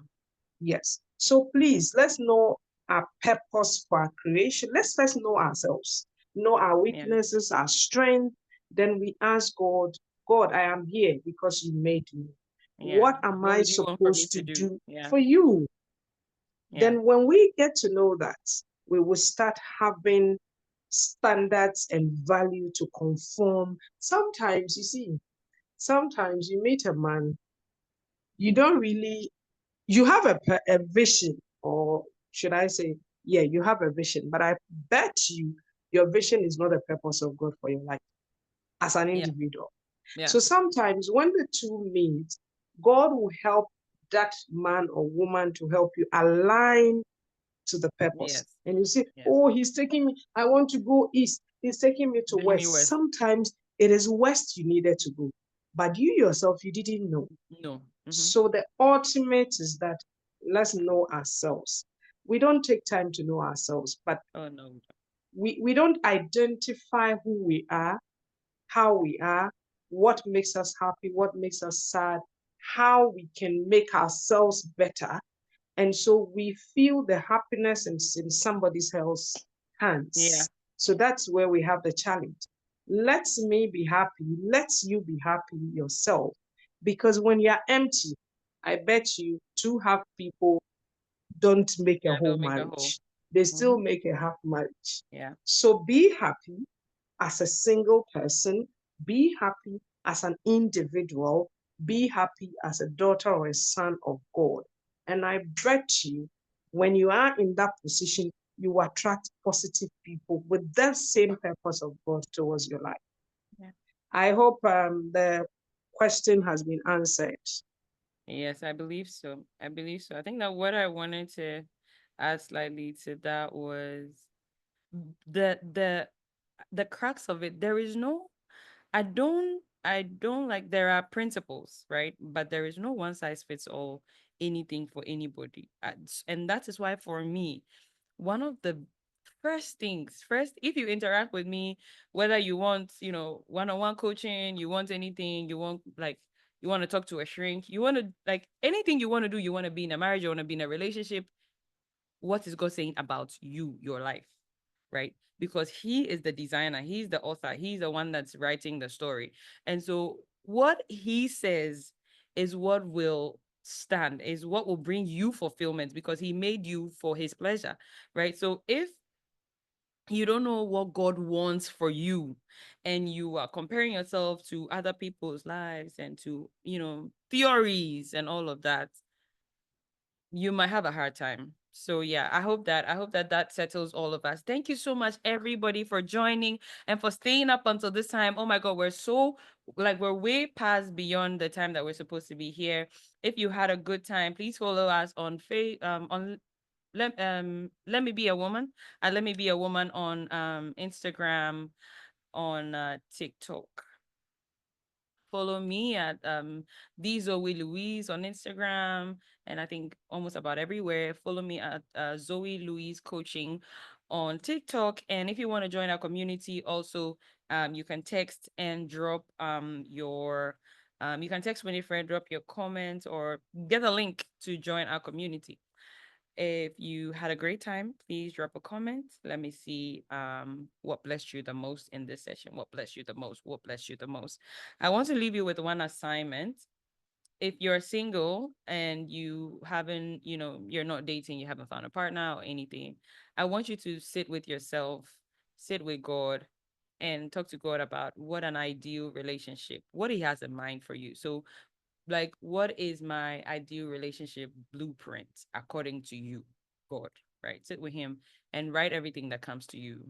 Write it down, pray over it, and try to, find some peace, in the thing that you've written down. It will be a map and a guide for you when you're ready to date. I hope you had a great time. I had a fantastic time talking to you. So we bring our session to a close. I will say a prayer and we will be out of here. Father, in the name of Jesus, we thank you so much for your love and care. We thank you that you're healing this generation. I pray for everybody on this call that has a wound, that has some kind of a trauma. In the name of Jesus, Father, I pray that you send help to them in the name of Jesus. Heal them at the core. Oh God, restore them to life again. Let your life run through their bodies and let every place that there was once a wound, let it be healed. Father, restore our generation to life. Let men no longer be lovers of themselves, oh God, but lovers of you, so that we can, out of that, love other people as we love you. We thank you for your love and care and for your grace that abounds towards us. In Jesus' mighty name have we prayed. Amen. Have a wonderful night, guys. I love you. And go have a wonderful love week and love month. Hopefully, you have a great time. Alrighty. Bye. Bye.